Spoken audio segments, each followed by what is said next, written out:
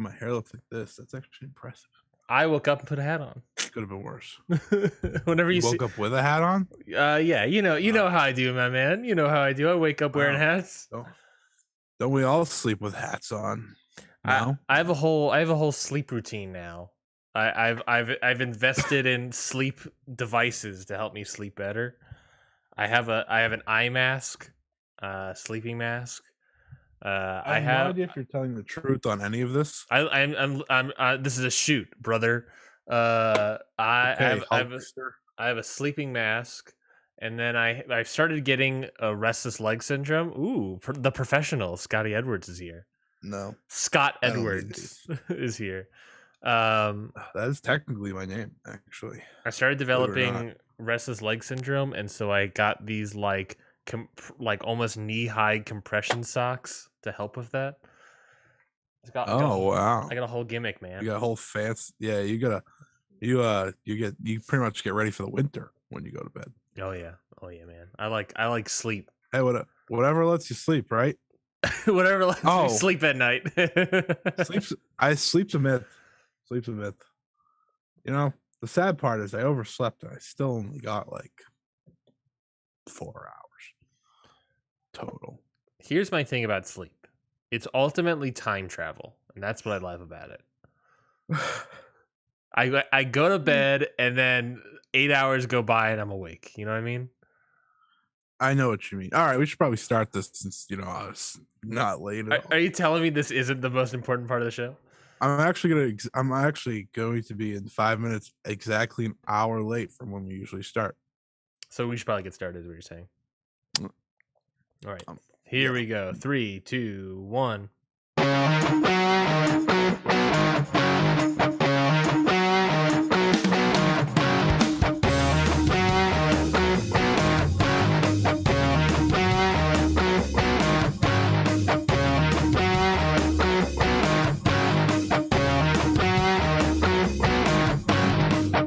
Hello, everybody, and welcome to Ring Post Radio, the only show that has such a massive show, so much to cover that it's so early in the morning that we are here a little bit tardy if you're watching us live, but if you're listening to our voices, then you got us right on time. I'm Ryan Knightsey. With me, as always, is the professional Scott Edwards.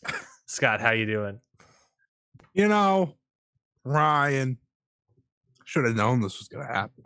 I think you deep down knew this was going to happen. You just wanted to be right or something, and I'm not a fan of that. Me wanting to be right? Who could have guessed? Yeah. It was kind of bullshit. But it's okay because now I'm awake. I may have slept. I don't know if I slept through 3 alarms. That doesn't seem like me. I just feel like none of them probably played because here's the deal, everybody. Yesterday I woke up at 3:30 a.m. ish, okay? Because Stardom World Climax Day 1 started at 4 a.m. Eastern, okay? That's why we call you the professional. You got work to do at 3 in the morning. So I watched the show, great show, and then I had to go directly to work after. Go to work, come home, and I said, okay, I almost, didn't make it to work alive, so I should probably take a nap. So I took a nap, slept for an hour, and then I proceeded to stay up until 5:30 a.m. today to watch the other Stardom show. And I realized when the other Stardom show was over that I had 1 hour of sleep in 24-hour span. And that is not great. So I just happened to sleep through alarms, I guess. I mean, I made sure they were set when I went to bed. And, poor Ryan, just, he doesn't have a camera on me to know if I'm awake or not, but he probably figured it out about around 9:30. He's like, this guy's not. This guy's dead asleep. He may never show up. And the problem is now, right, is that, well, there's not really a problem because I don't have anything to do. This is the show.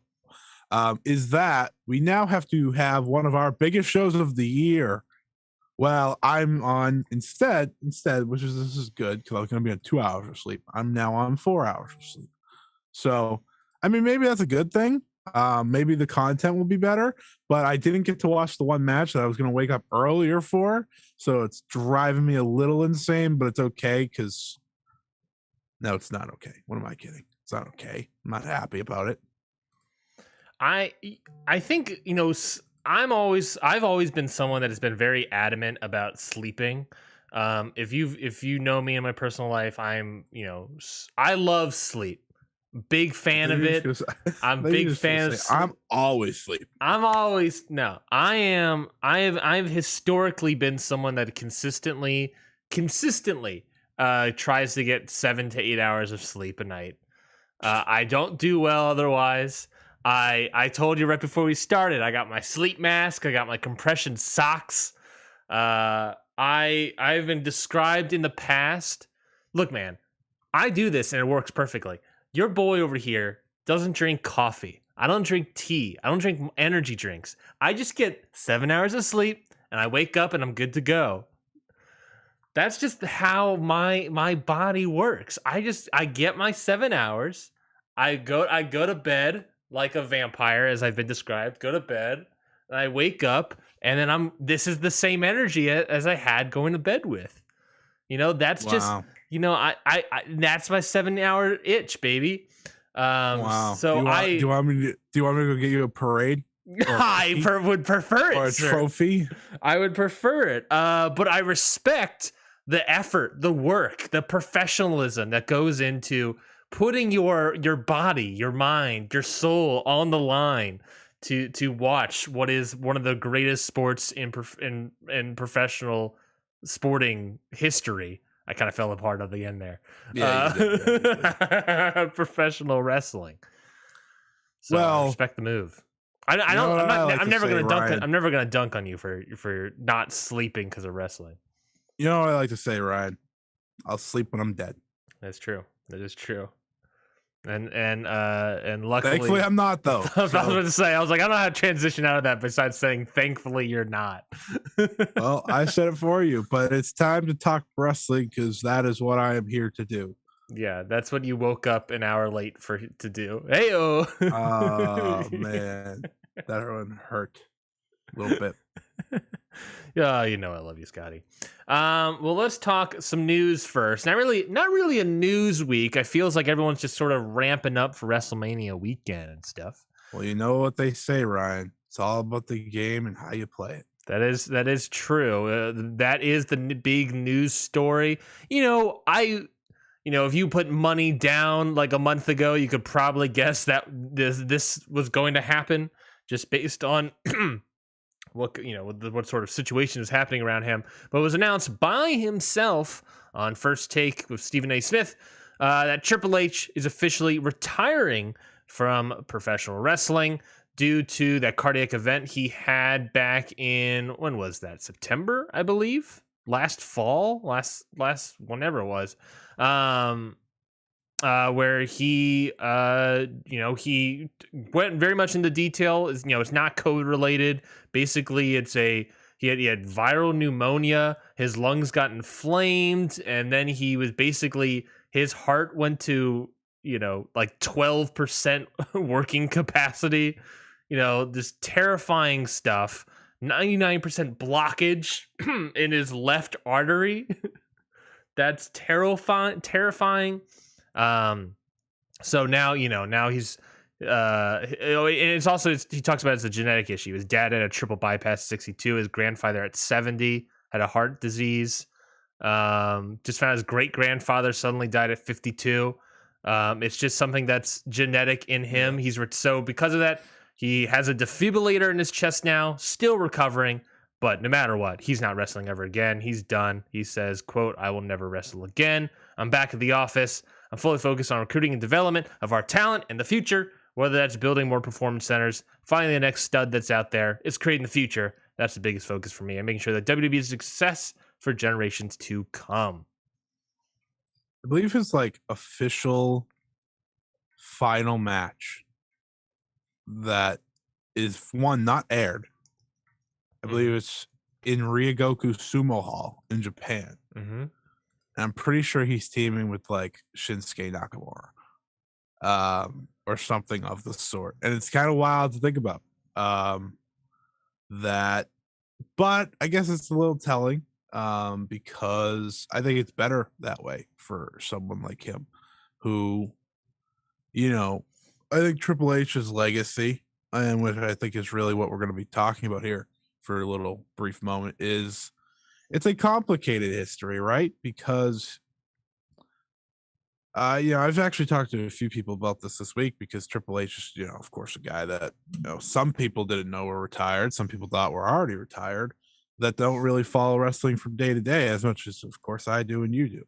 So kind of we're talking about legacy and how, Bret Hart, once said his career is like a 4 out of 10.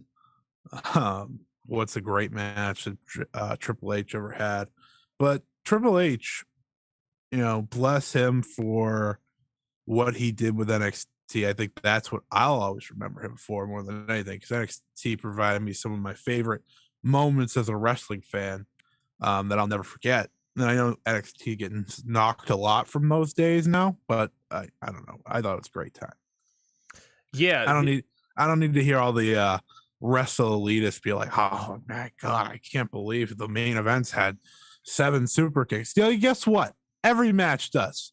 Get over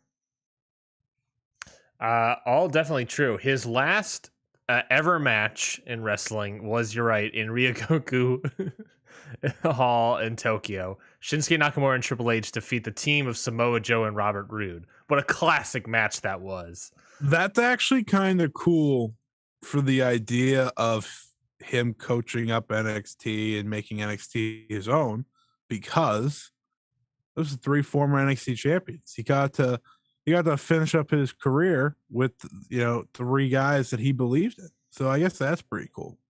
Yeah, I guess on that merit alone, that's actually it's better than ending it against The Undertaker and Kane in Saudi Arabia. Well, I was about to say his last 5 matches are also a good summation of his career, or at least the latter half of his third maybe of his career.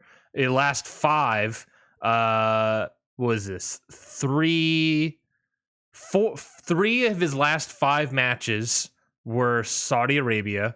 One of them was Australia. One of them was East Rutherford, New Jersey. Can you guess for me what his last 5 matches were, Scotty? So East Rutherford, New Jersey.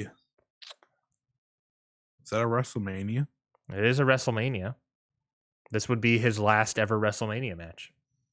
Okay. WrestleMania. What number is that? 35.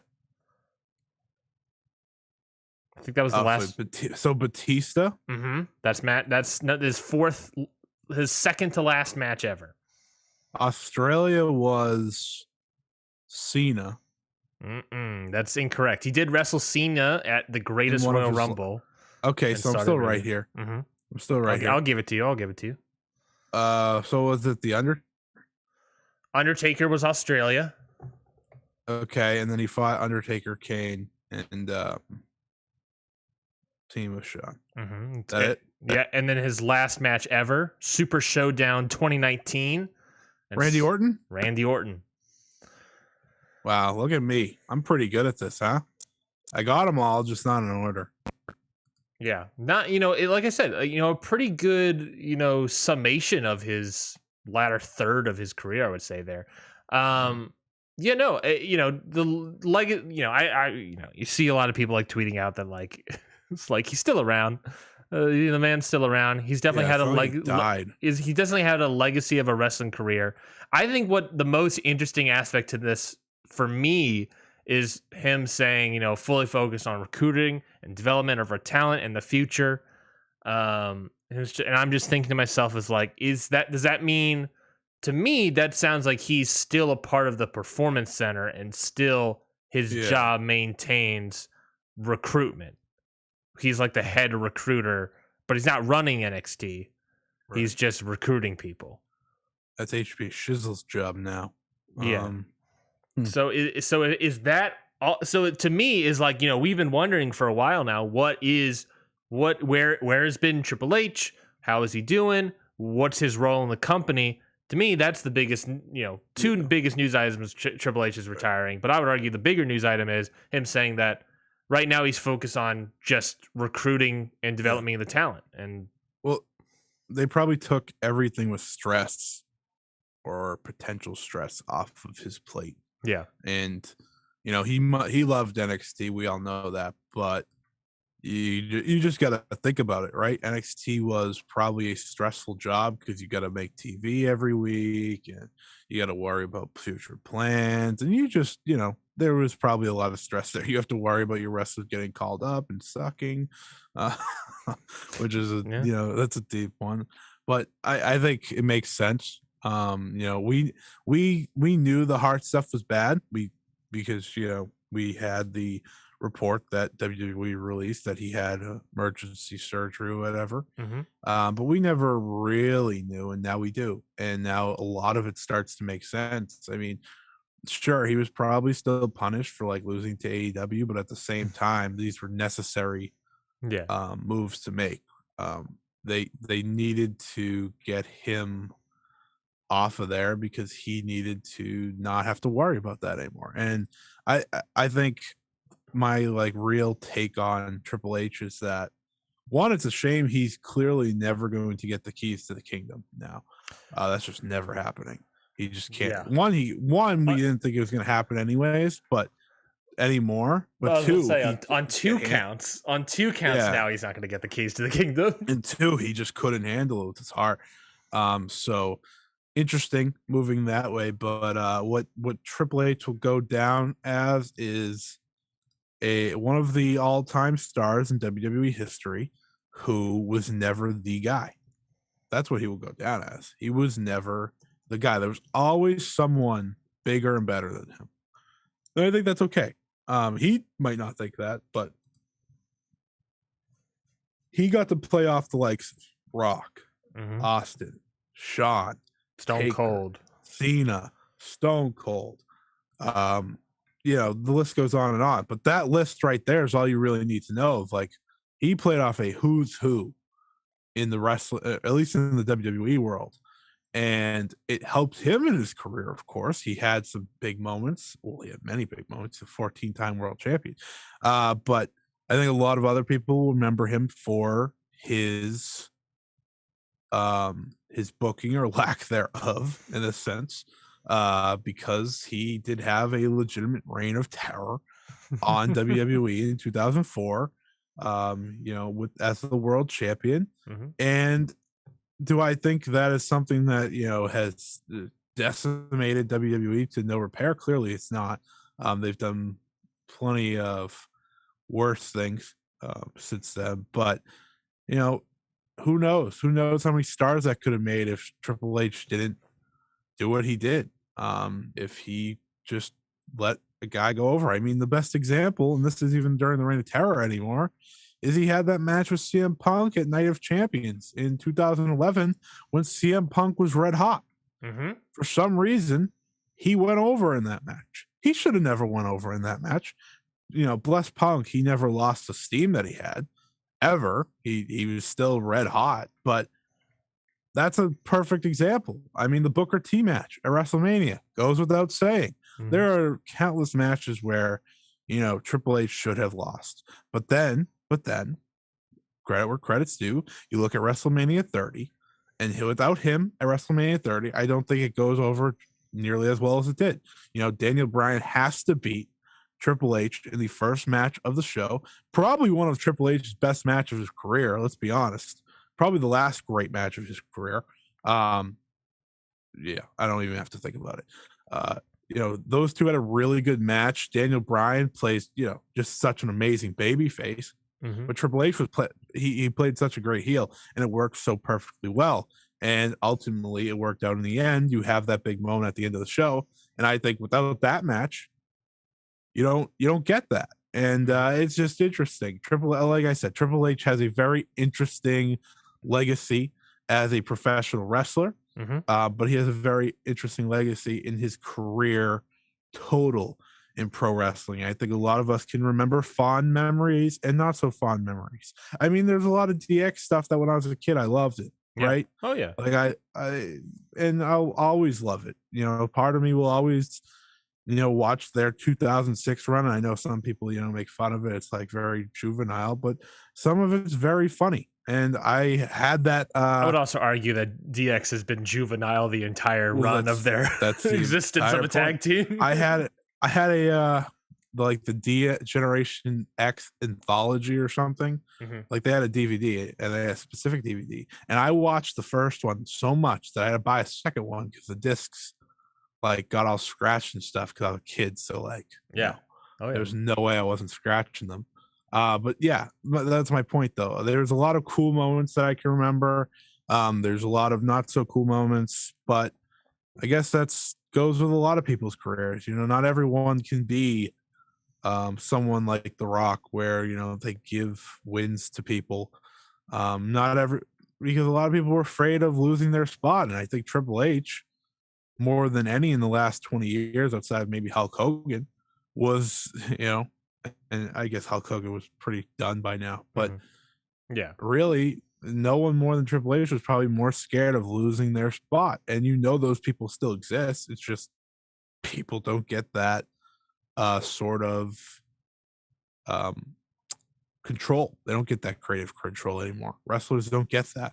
And you know, it is what it is. But he'll go down as a legend. He'll go down as a 14-time world champion. I'll remember him very fondly for what he did with NXT. And yeah, that's about it. Yeah, no, he's definitely had. I very much appreciate that sort of run through his career a little bit. That there, Scotty. He's definitely had a lot of highs, a lot of weird lows, a lot of like controversial moments throughout his career. But he's also like just seemingly done everything, right? I mean, the big baby face, the big monster heel, the whole, like you said, the whole like Harley Race, you know, world champion heel run, the tag team division with him and Shawn Michaels there. You know, he's done a whole lot of stuff. And yeah, I completely agree with you, is that he's also, like, as a wrestler, a very good politician and a very good he was at such the time, you know, that early 2000 era when you're bringing in WCW now. He was there at such a perfect time for his own career, because I feel like, I mean, he was always kind of like still there before then, but I feel like really like around that early 2000s is when he started peaking up into the echelon. And that is also coincidentally when you start losing your Rocks, your Steve Austins. And so that was just perfect timing for him. You're completely right. He's going to come down as a obvious WWE legend. You know, he's, you know, as many of the controversies also surrounding him, and you know, you could, I don't want to bring up all of them, but there's certainly a decent number of them. And then He married right. You know, he's doing a good job there. But yeah, and then on the offhand is that the later half of his career as a creative head of NXT, you know, whatever this interview sentence means in terms of that part of his career. You know, the wrestling is over, but where do we go? Obviously, he's still recovering from this heart attack thing. So where, you know, when he's recovered fully, will he ever fully recover? And if so, will he ever get back into sort of that creative development? Because if ultimately that's also the end of his, you know, creative career, and he's just, I'm a head recruiter, you know, that's ultimately, to me, the most disappointing. I think, you know, he obviously saw something in the indies and saw how much money he was making. You know, whether or not you can argue there's the WWE doing its chokehold thing, but, you know, he saw Ring of Honor and was like, look, I want that thing. Well, you can't have it. Okay, well, I'll make my own, and maybe I'll steal all the wrestlers. But he, you know, that's what he did. He built a fantastic brand that for many years was the, if not only, best thing about WWE for like 5-6 years. And it was great. It was great. It was for me, it's the precursor to AEW. That's what that was more than anything. New Japan wasn't fitting the mold of like the replacement for AEW because New Japan's very different. Like it's very different from American TV. So it really was. And I mean, we see it now, right? We see it on an AEW television. It's NXT stars up and down the card. And truthfully, if Triple H could have done, if he could have had the main roster, a lot of them would still be there. They would. Yeah. That's 100%. 100%. And I do want to give Triple H credit. I mean, he helped, provide a lot of my favorite wrestling moments and favorite wrestling matches. I saw I'll never forget like watching the Revival versus DIY. Like, he gave those guys a shot and they delivered, right? That's what takeovers were. Yeah. He gave people shots and they always deliver. I mean, NXT TakeOver, the idea behind it, like if I was going to say like pay-per-view wise, almost always was a home run. Even when they had a lesser roster, it almost always delivered. And I think he also deserves some credit. Not like a ton of credit because ultimately it comes down to the wrestlers, but he let the women thrive before WWE's main roster ever did. Right. And don't get me wrong, if you don't have the 4 horsewomen, it's a different conversation, but he let them go out there and they stole the show. But that's also before he got on the whole like indie kick of taking up people. You know, he was taking some. Yeah, he was taking some, but they scouted out these women. He found them. He thought they were great wrestlers and put them out there and gave a showcase for them. Yeah. And I think a lot of people get upset with how, Japanese talent are booked when they come into WWE. He booked them like megastars. Shinsuke Nakamura was a megastar. Asuka might be the greatest star in the history of NXT. Io Shirai got treated very well. Kairi Sane got treated very well. Like that. And to put the other side of the coin there, looks what happens to the current Japanese wrestlers that are on there when he's not there. I mean, poor Kushida, he wasn't ready. He probably, and don't get me wrong, his run was already scattered anyways, but now it's just, it's so much worse. It's just Kushida came at the worst time possible. He really did. He really did. And it's a shame in that sense, but overall, like what I will remember Triple H for is NXT more than anything else, which is saying a lot because he had a lot of great childhood moments for me.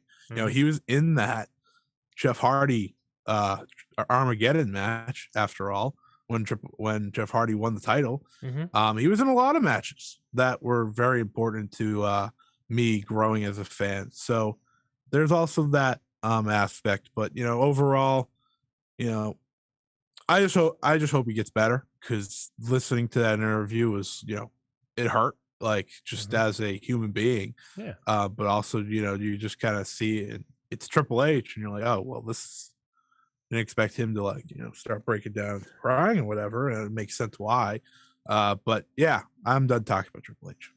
Yeah, no, he definitely had a fruitful career. He's definitely had a very long career. This was, it was already winding down. So here's to Triple H. Here's to his career.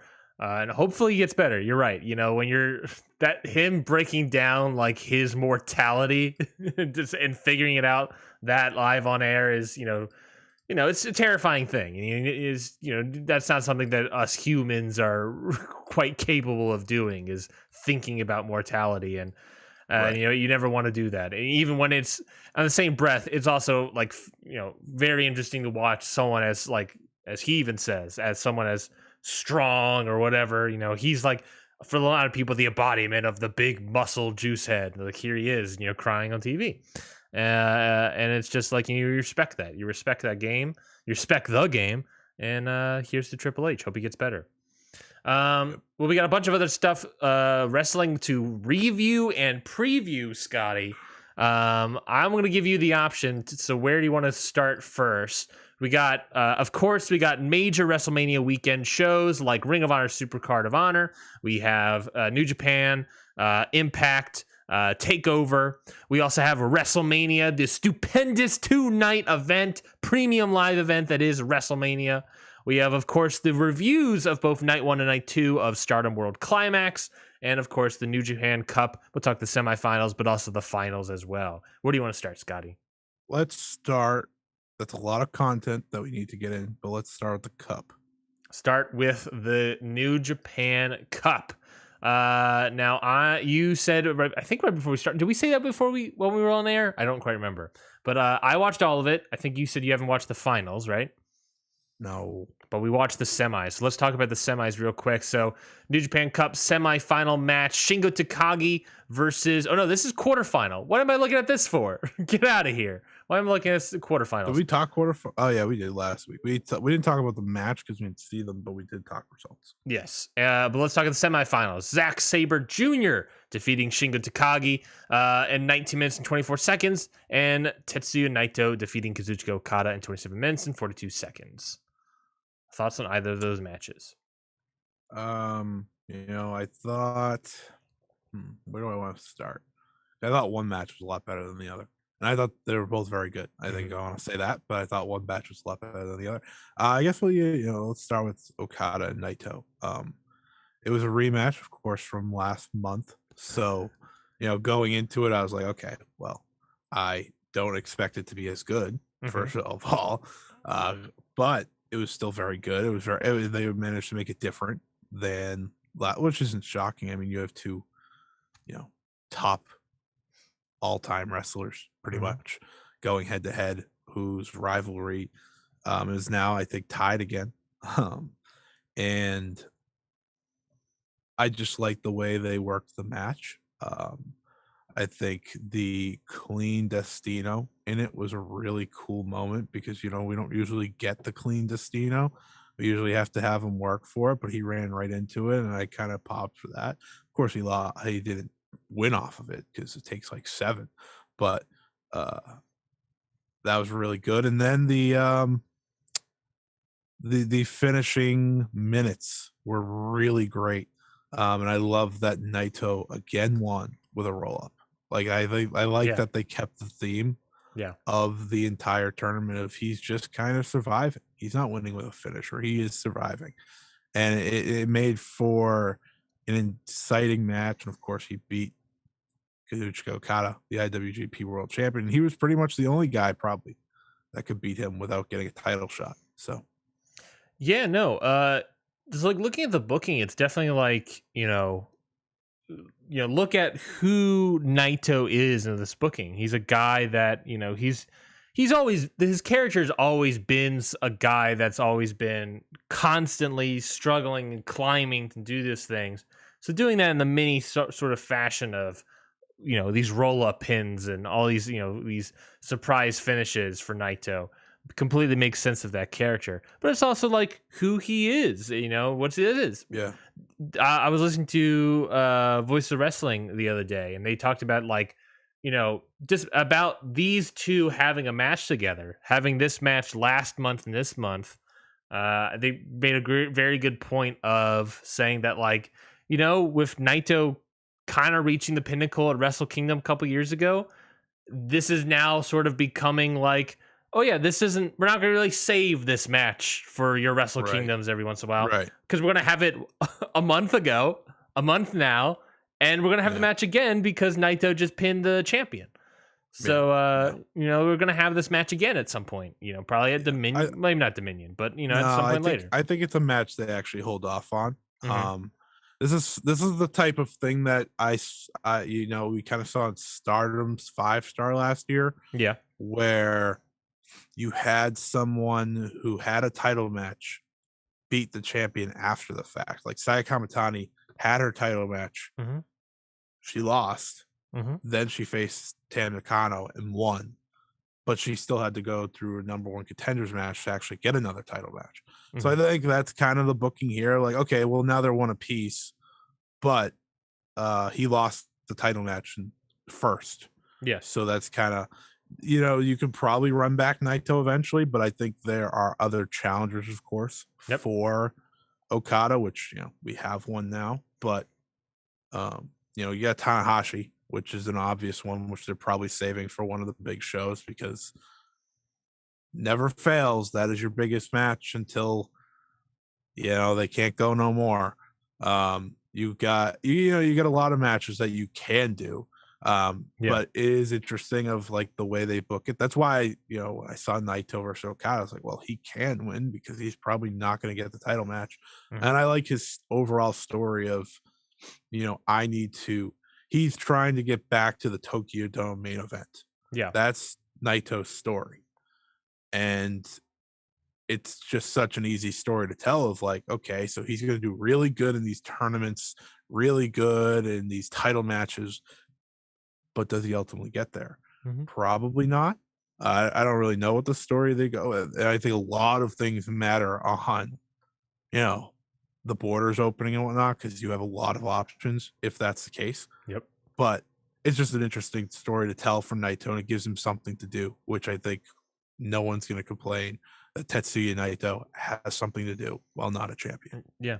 I think this match is definitely something we'll probably see in the G1 Climax, whether it be a opener of the tournament or a semi or a final night sort of thing. Yeah. I think he's a contender. I think he is. Naito's a contender. I think he's depending on, again, the borders. I think that goes a long way in deciding who wins that G1. Yeah, I think if anything, we'll talk about it, I guess, more when we get to the final. Looking back at the whole New Japan Cup sort of thing, this New Japan Cup. I talked about it. We talked about it before the event started. That this cup is always the thing right after Wrestle Kingdom that revitalizes New Japan for me. And it really, especially this one, feels like it's not just for me, but for a lot of people, for even the fans that are there. You're getting the hoot and hollering. You're getting gasp from the crowds. These are the sort of matches that bring people back.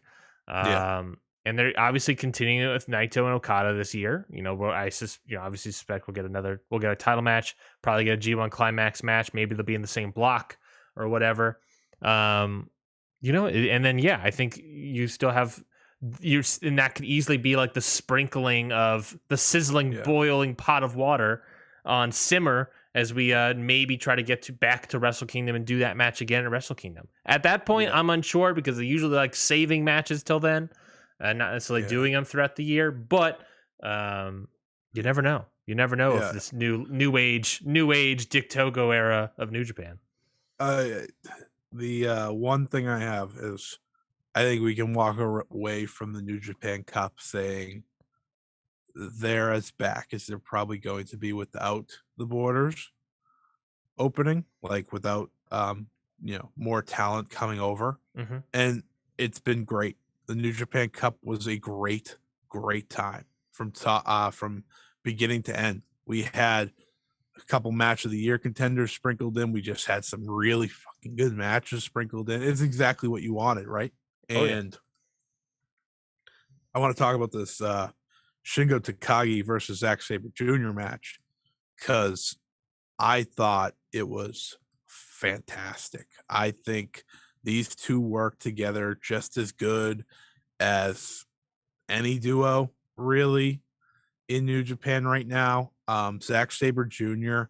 has, I think a lot of people know he's been one of the best, if not the best, technical wrestlers in wrestling for a very long time because the way he, goes through his moves and the way he pretty much can catch you at any time. No one else can do that when it comes to technical wrestling and submissions and whatnot. But he's added another element of he's physical, right? He has the strikes and the violence. Yeah, he's got the violence that Brian Danielson talks about all the time. Like that's why I think a lot of people see Brian Danielson as one of the best is because he can do the technician stuff. But then if you want to go to a fight, he's going to not only bring the fight, he might beat the snot out of you. Yeah. And Zack Saber Jr., he doesn't look like a guy that might beat the snot out of you, but he is a guy. He's scrappy as all hell. Yeah. And if you're gonna fight Shingo Takagi, you're gonna have to bring it. And I thought these two had one of the best matches of the tournament. I think Shingo Takagi had 2 contenders for that in the first round and in his final round. So shout out to him for that. And well, the one with Hiromu is also great. So he just had himself a tournament once again. Shingo Takagi ain't stopping anytime soon, ladies and gents.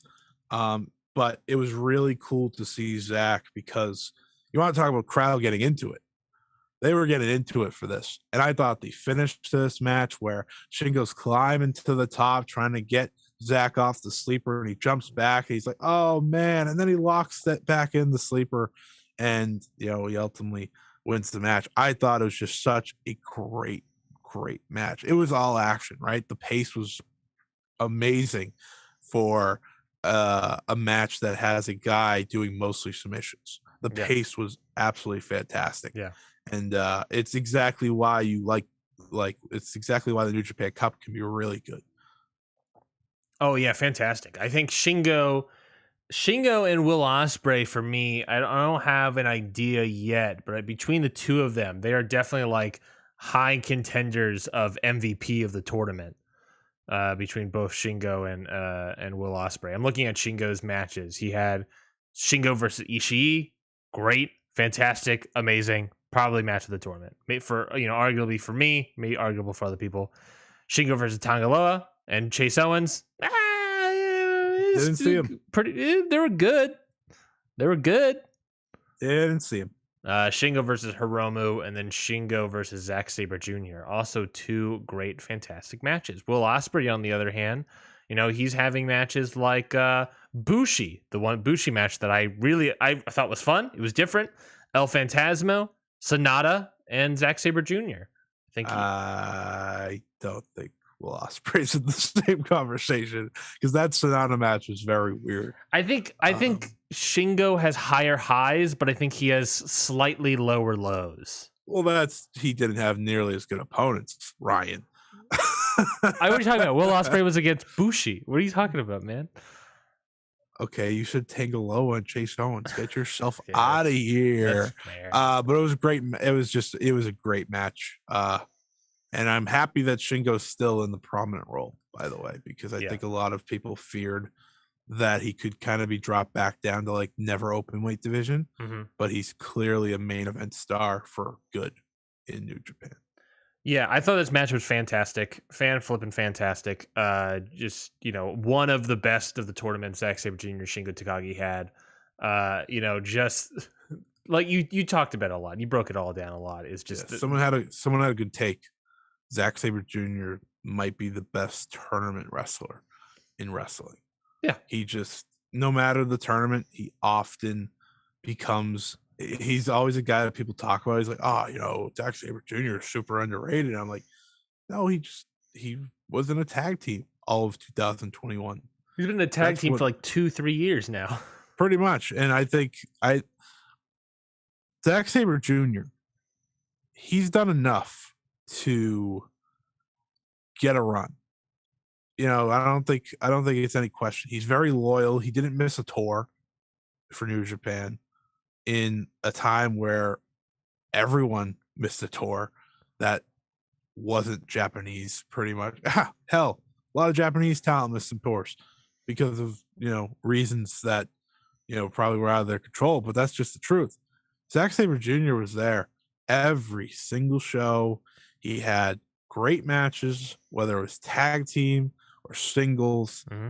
He deserves a run. If we're gonna keep, if you want a Gaijin that's a top star, I think Zack Saber Jr. is as good as any right now. I mean, here's the matter of fact, though. You have 3 really great ones. Yeah. That have been, around for a while. You've got Ospreay, who's clearly their number 1. But you have Jay White, who was number 1 before Ospreay ever was, but Jay White's not around. Jay White hasn't been around.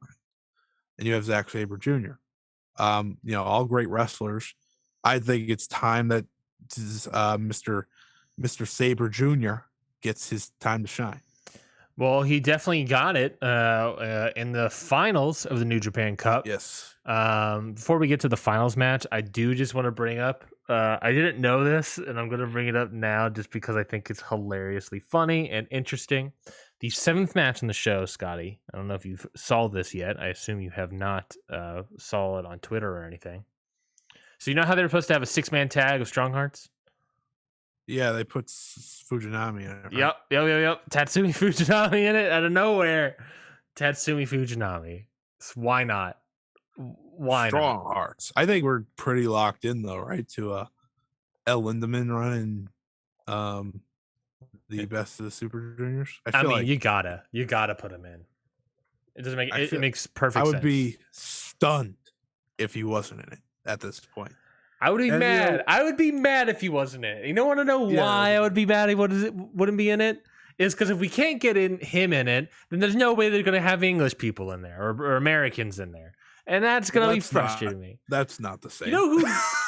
I just want to be mad about it because freaking Noah is bringing in Americans. Noah is bringing Americans left and right. You know who they just announced? I saw right before we started recording. Who? Simon Gotch. Oh, Jesus. Okay, see, Ryan. Why is Noah bringing in these guys, but New Japan can't?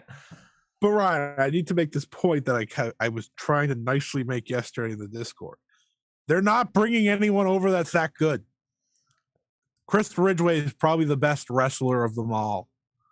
Like, it's not like they're bringing over Bryan Danielson. Mm-hmm.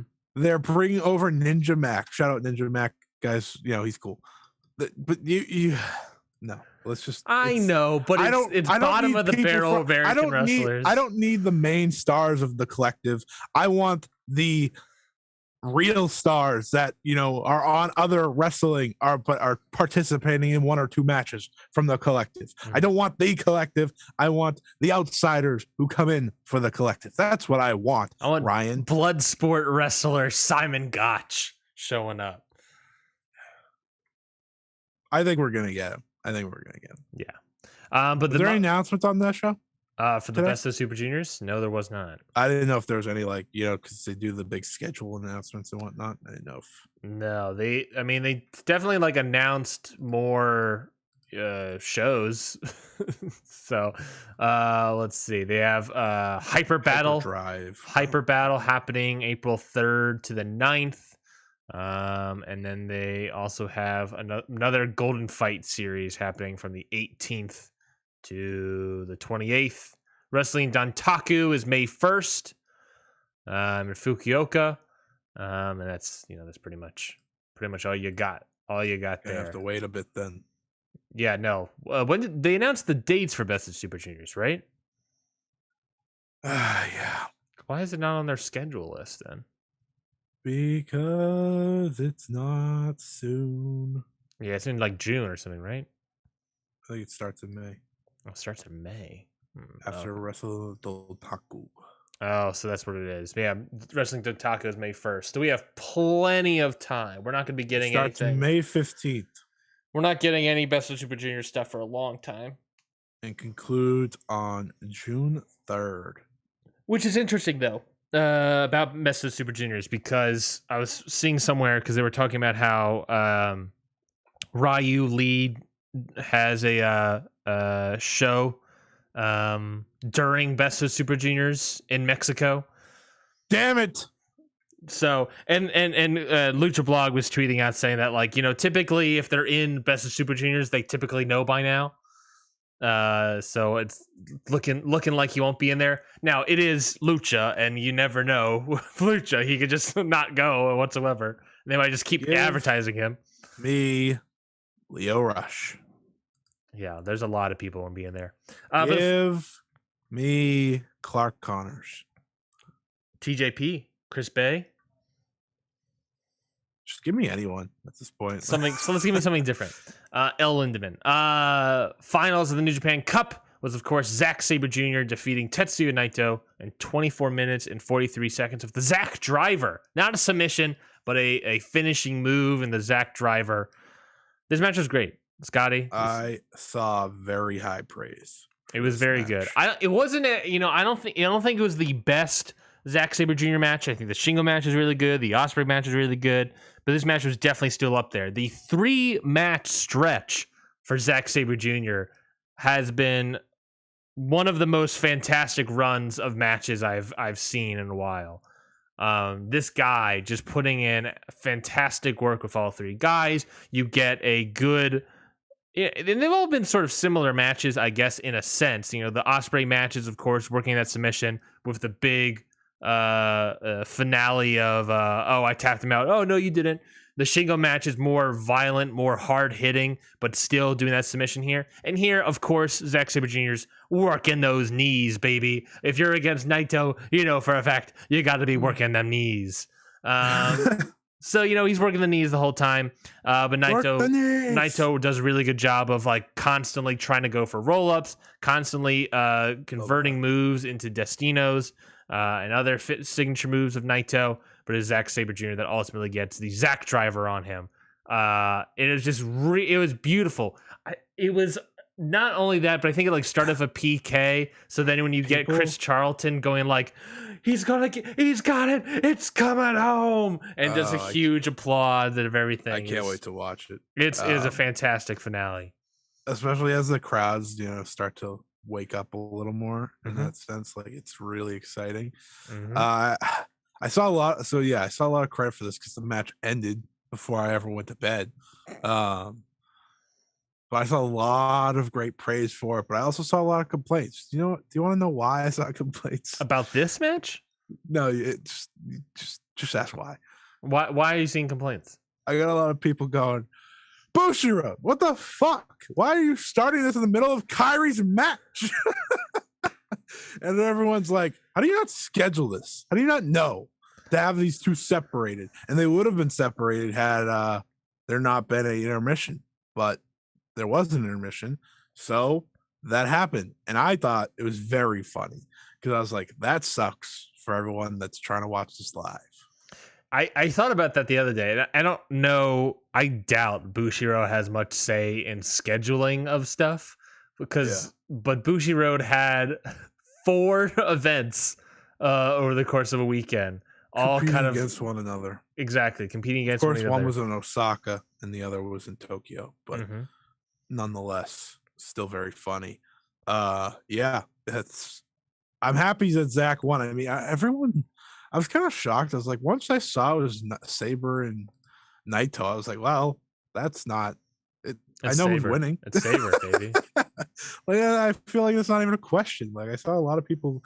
I don't know if they were just unsure or something, but I was like, this isn't even a conversation. Really, it wasn't a conversation once I saw the Final Four, to be honest. Yeah. The only person I was kind of thinking was Okada if they wanted to go nuts.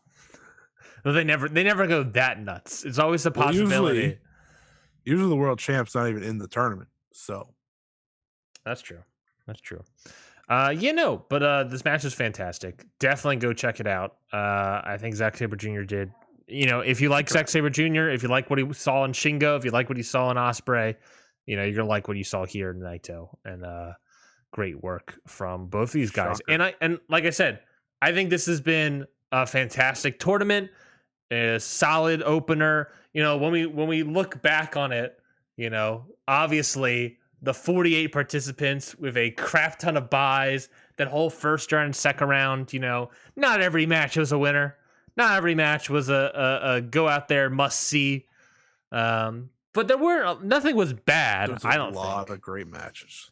I watched every match this New Japan Cup. I watched every single match in this New Japan Cup. None of it was aggressively bad. A lot of fines. A lot of that was fine. I like what they did with some of the interesting things. By match Gato versus Naito. I talked about. I was like, oh, that was interesting. The Bushi Ospreay, the Shima's run was fantastic. Just very, very good stuff. Just good stuff all around. And both of us were incorrect in our predicums. Well, to be fair, I was wrong either way on who wins. Yeah, you got to push. You got to push. To be fair, I did get Zack Saber Jr. I did have Zack Saber Jr. in the final, after Kota Ibushi was called out. So that is true. That is true. You called it that. Well, you were kind of forced, I guess, in that sense. that's true. I wonder if when the hell he's coming back. Ibushi? Yeah. I don't know, man. At this rate, I'm not gonna think about it anymore. Yeah. All right. Let's move on.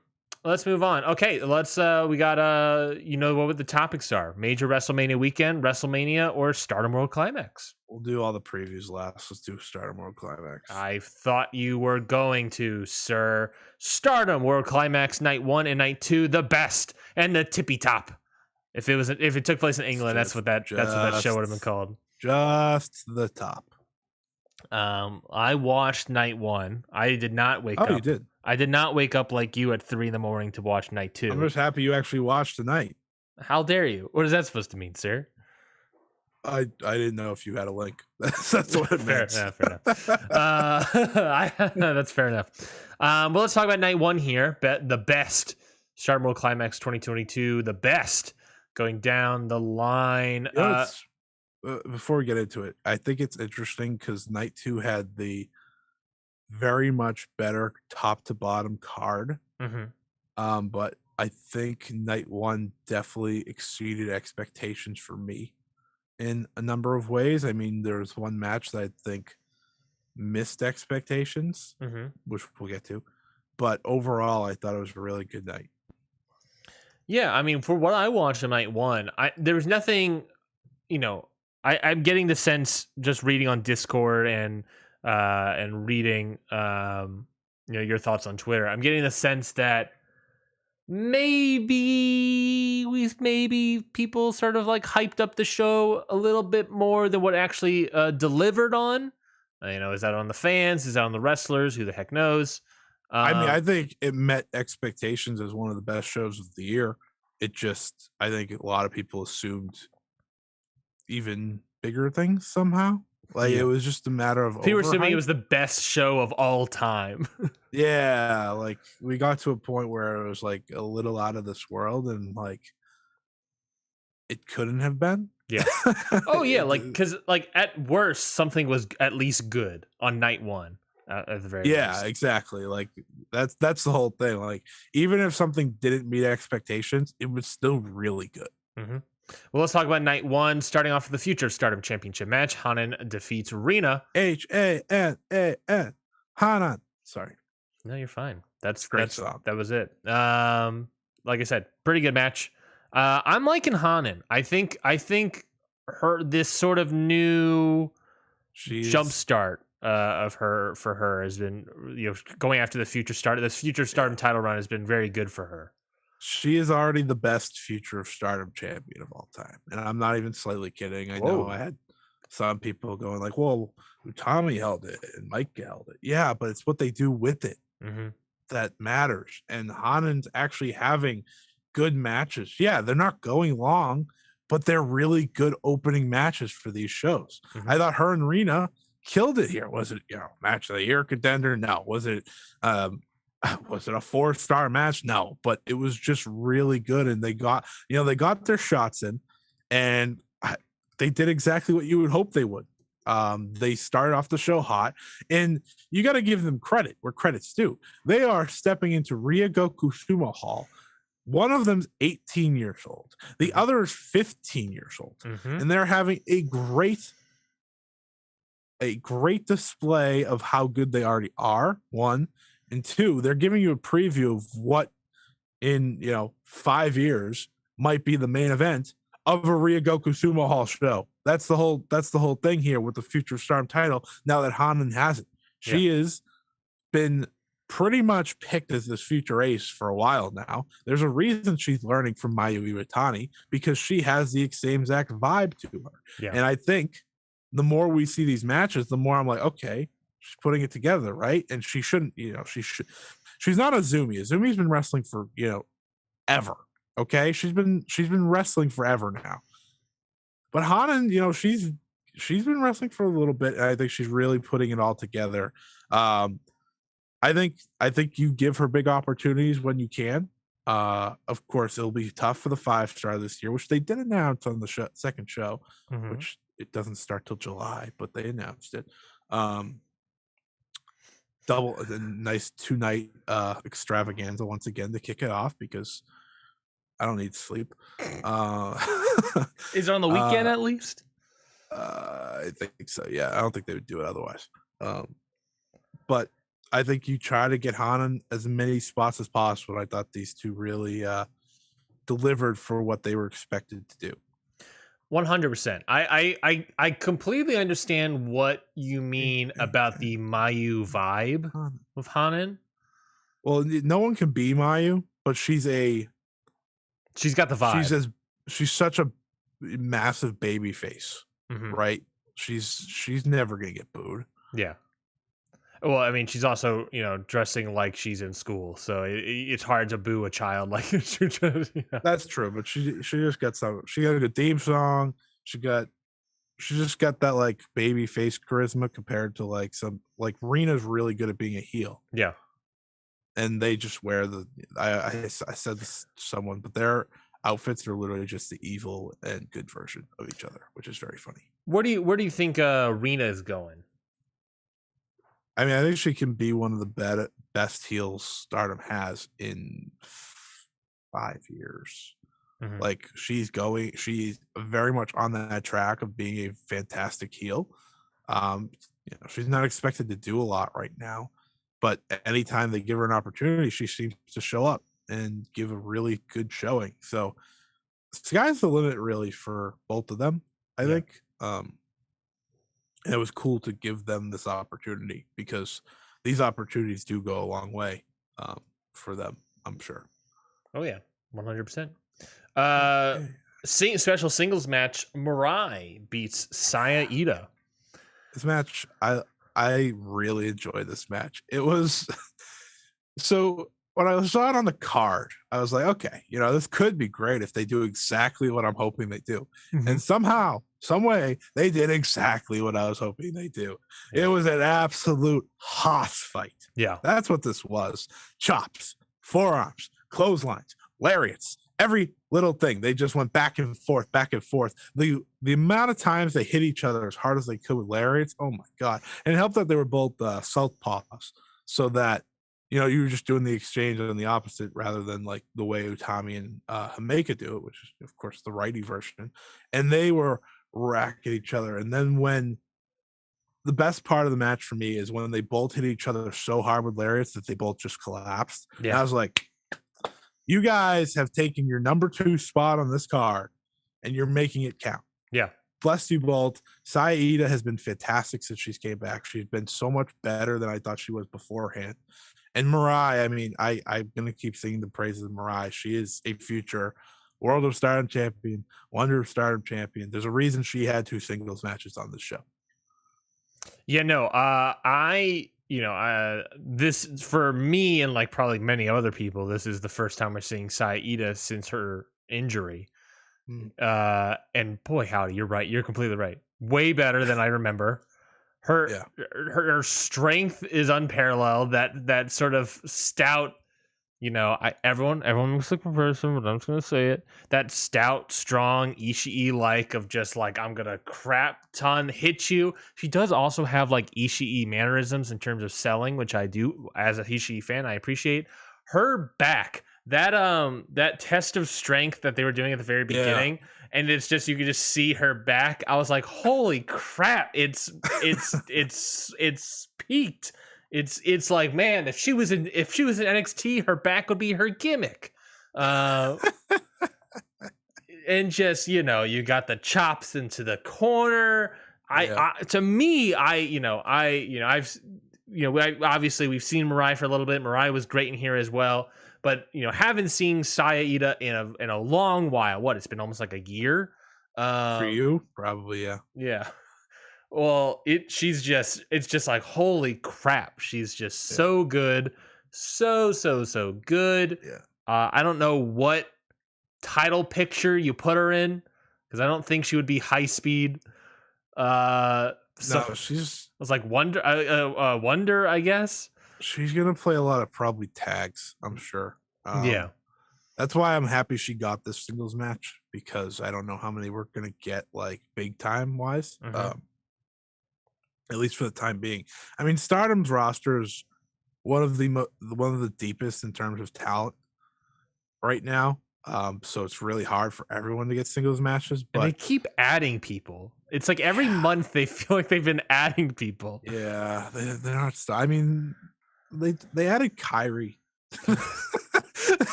They added like, Kyrie, and then they added like another person at the end of this night.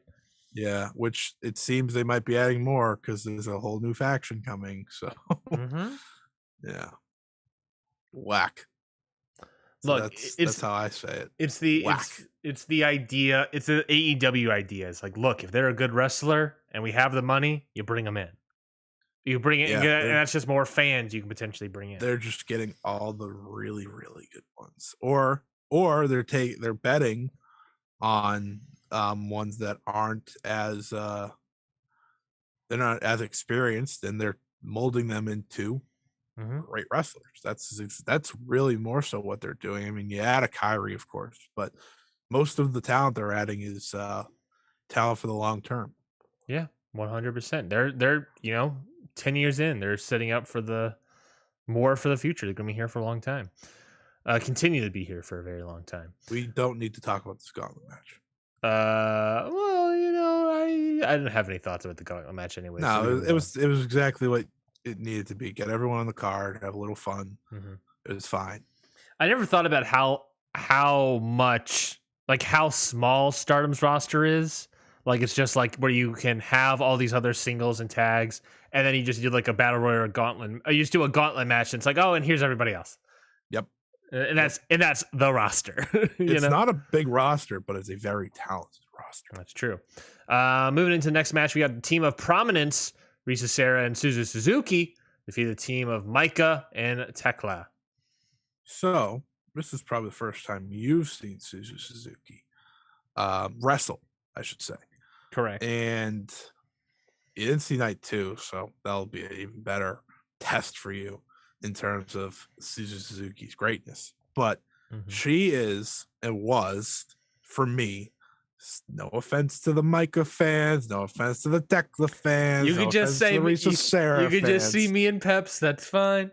But Suzu Suzuki was the biggest star in this match, and she isn't in Stardom. She just has something about her. One, she's 19 years old, so there's that.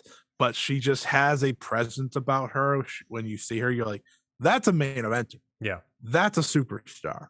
And that's what she carried into this match. It was really cool to see her in a Stardom ring and wrestling. We've seen her show up, but this was the first match she finally had. I thought she killed it. Was the tag match like, go back to the start thing? Was it like a notebook match in terms of like your match guy, whatever you want to call it? No, but it was still really good. It was a really good tag match to put on this card because one, you got prominence to win.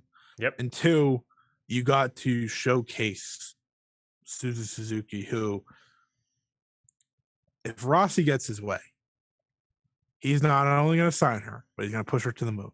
Will he ever get his way? I don't know. It might take a while, but I think it's a must if the opportunity arises.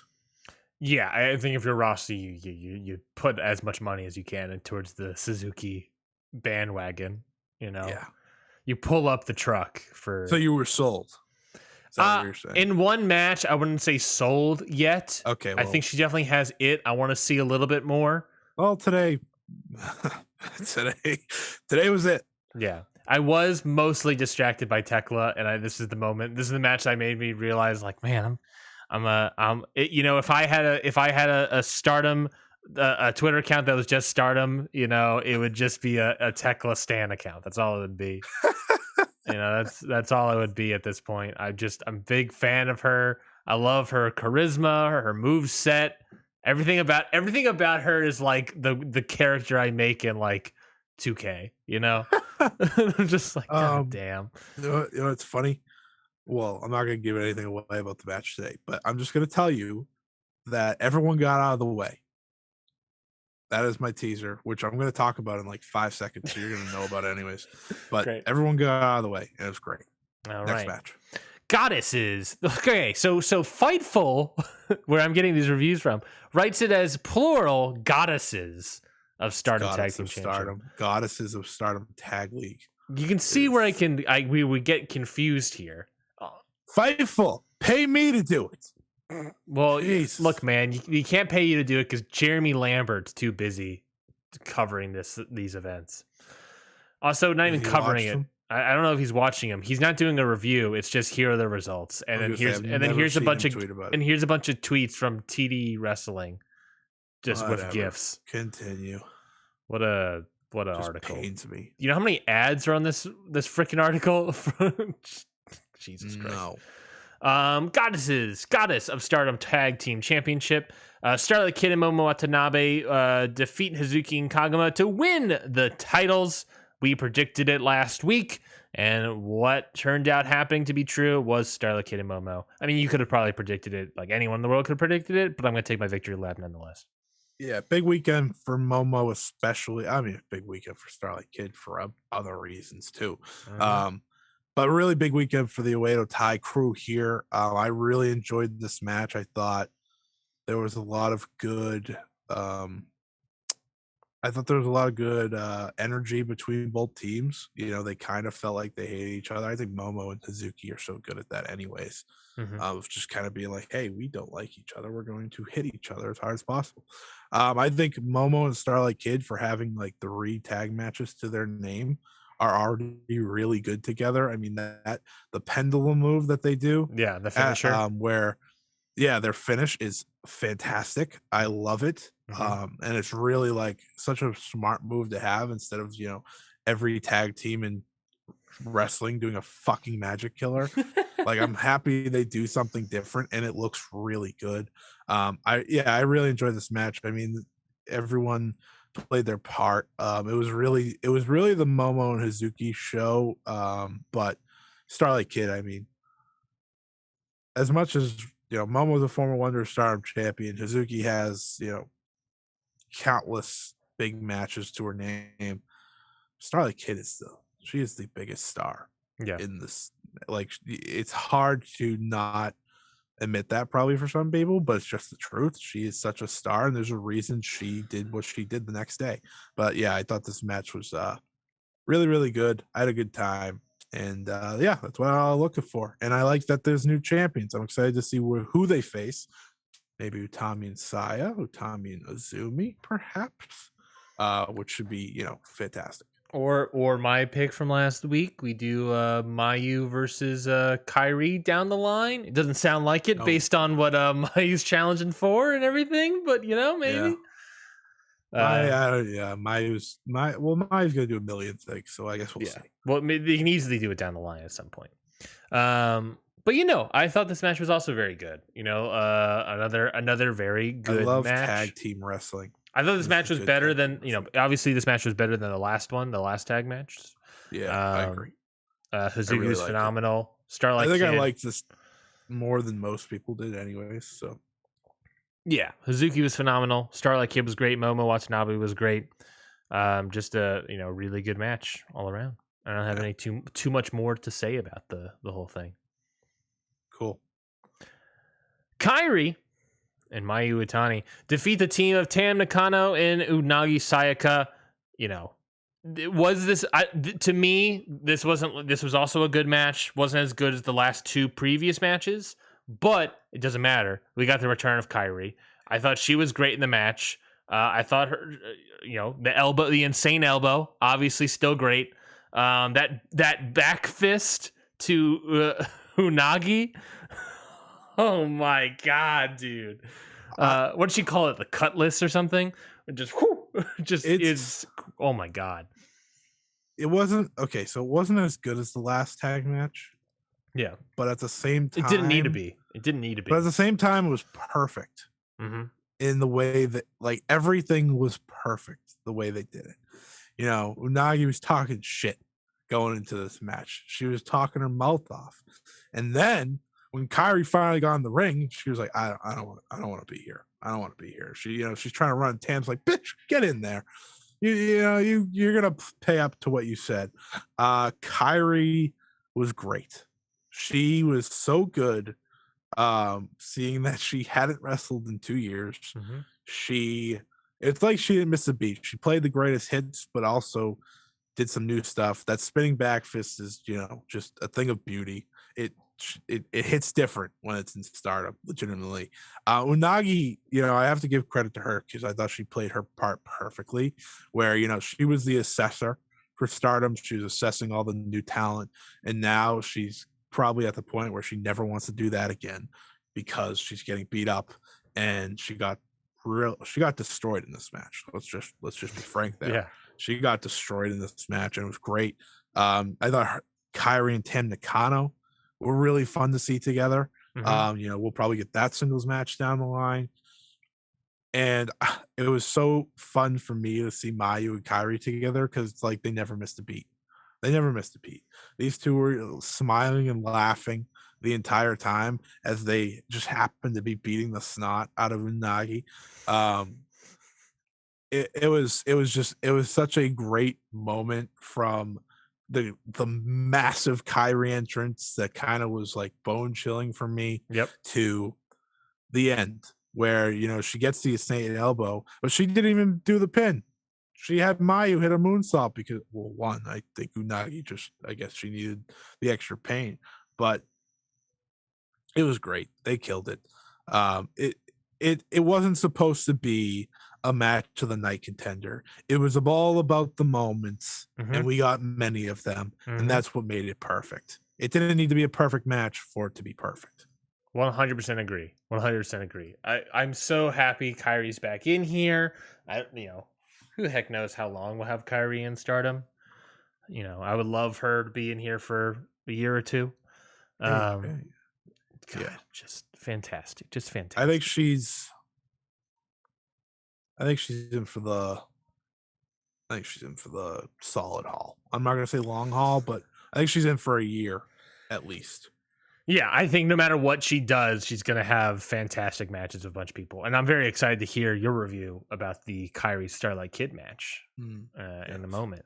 Wonder of Stardom Championship match. It was Saya Kamitani defeating Utami Hayashishita. I was kind of surprised by it, honestly. I was kind of thinking Utami was going to pick up the win here and the title. I never doubt Saya Kamitani. That's my mistake.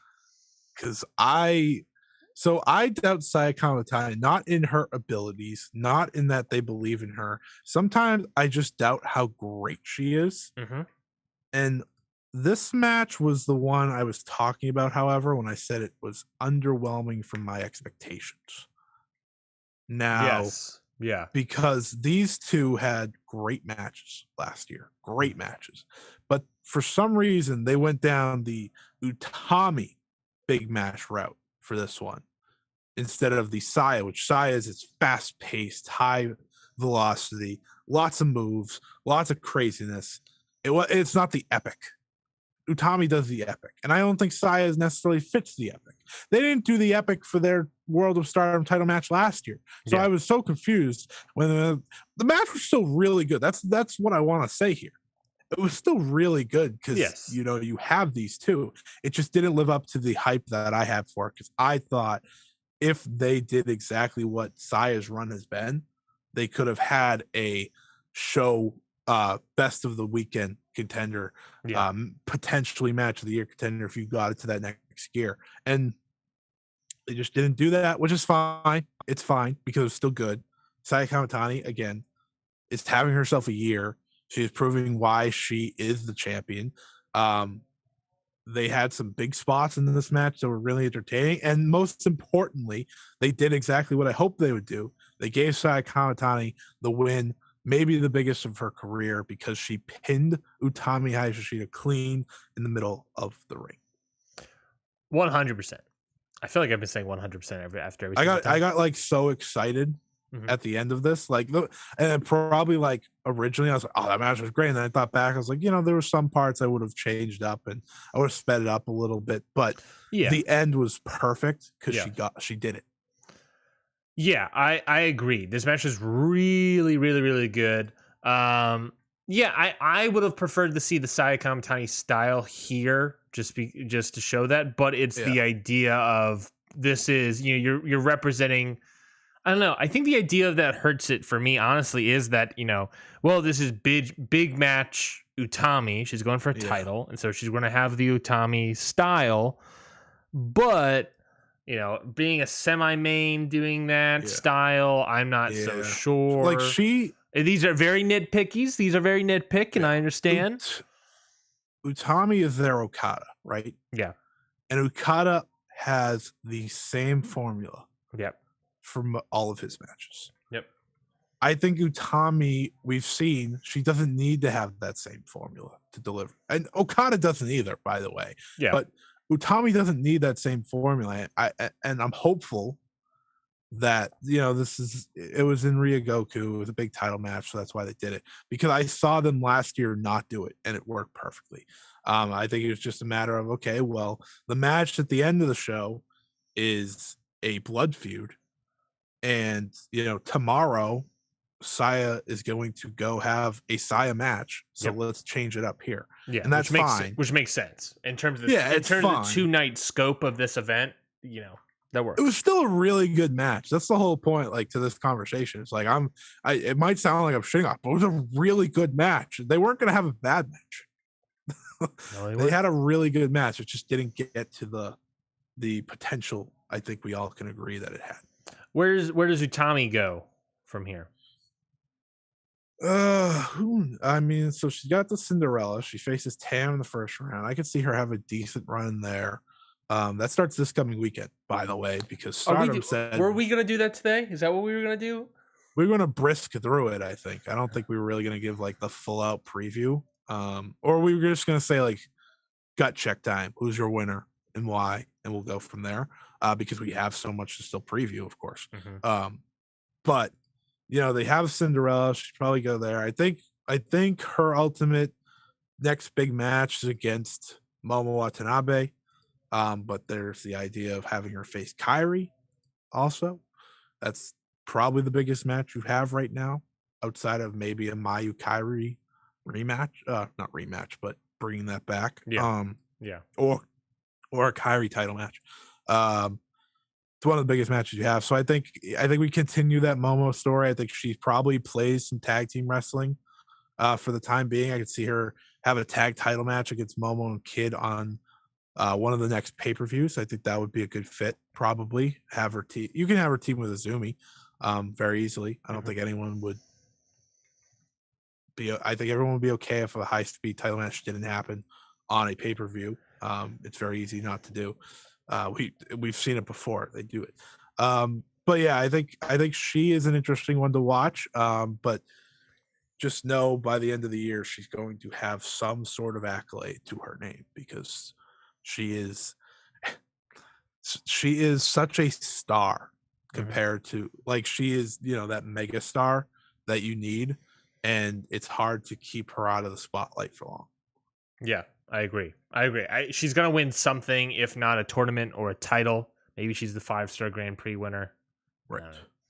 World of Stardom Championship. Shuri defeats Julia to retain the title. You talked about it already. This was a blood feud going in, and it didn't get quite as bloody. Certainly got bloody. Right. If anything, it got swollen. Do you see Shuri's face afterwards? Yeah, it didn't. Holy crap! It may have not been blood, but these two beat the shit out of each other. That's what they did.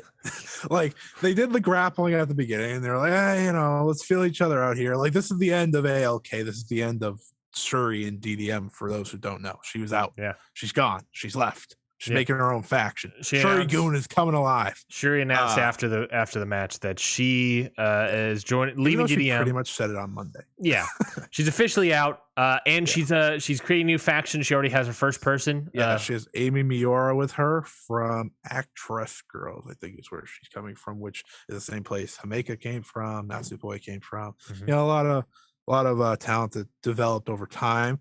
She's pretty tall, for those who didn't notice. So. I don't think she'll be her number 2, if that makes sense. You have a number 2 that's kind of that Wonder of Stardom, World of Stardom, borderline challenger. Yeah. I don't think she'll be that. I think she'll probably bring someone from TDM. I think they're going to wait on that. I think a Mirai's very much a decent chance, or a Micah or Hameka, one of those 3 probably go over. Tekla's not going over because Tekla and Julia are, best friends pretty much. So, and my Sakurai, fuck off. And Natsupoi is not going to become one of the two. She has her own lane of sorts. But this match, let's get to this match. This match lived up to the idea that I had in my head of like, okay, so if you guys are going to break up, you guys need to beat the crap out of each other. Well, they beat the crap out of each other and then some, right? They did more than I think I even expected. Those kicks from Julia to Shuri's back on the outside. That was because she was messing up something. You could tell she's gonna move her, and then she's like, you know what? Never mind. Yeah, she's like moving her head closer to the thing. I was like, what are you trying to do? Yeah, like Julia is such an interesting wrestler because she's not the most athletic. She's not the most technically sound. She's not, but there's just something about her that's so good. And what she leans on is these brutal matches. Yeah. That's what she's best at. And she delivered here. Like you said, they were swollen. There was a point where swollen even. Sure. So Shuri was on the top rope. And Julia comes over and she hits this, headbutt where you hear and I'm like, ugh, I hate it. I hate it every time, but I pop for it every time. And then Shuri puts Julia between the ropes and punt kicks her right in the face. I'm like, Jesus Christ. They slapped each other. They forearmed each other. They headbutted each other. They kicked each other. They literally did everything you wanted them to do. They delivered a great, great physical match. It wasn't supposed to be pretty, and thankfully it wasn't. This wasn't your technical war. This wasn't your, this wasn't your Tommy versus Shuri. This wasn't that. No, that was supposed to be that. It was supposed to be a war, and they delivered. Shuri is on another level. I know that's like her nickname, the woman that is on another level. But she really is on another level. And Julia, I believe this is her first World of Stardom title match. She lived it up. She's going to be champion one day. We know this. Yeah. But it's not going to happen now. When they traded each other's finishers of Shuri hitting the Glorious Driver and then Julia hitting the Ryu and almost, Micah, her with it. Because if you remember, Micah in the 5-star got absolutely folded on it. Poor Micah. It was great. I loved it. And I'm happy that Shuri won because I think that was the right choice for the future stories at hand. Agree. Completely agree. Like you said, just absolutely stiff work from both of these women.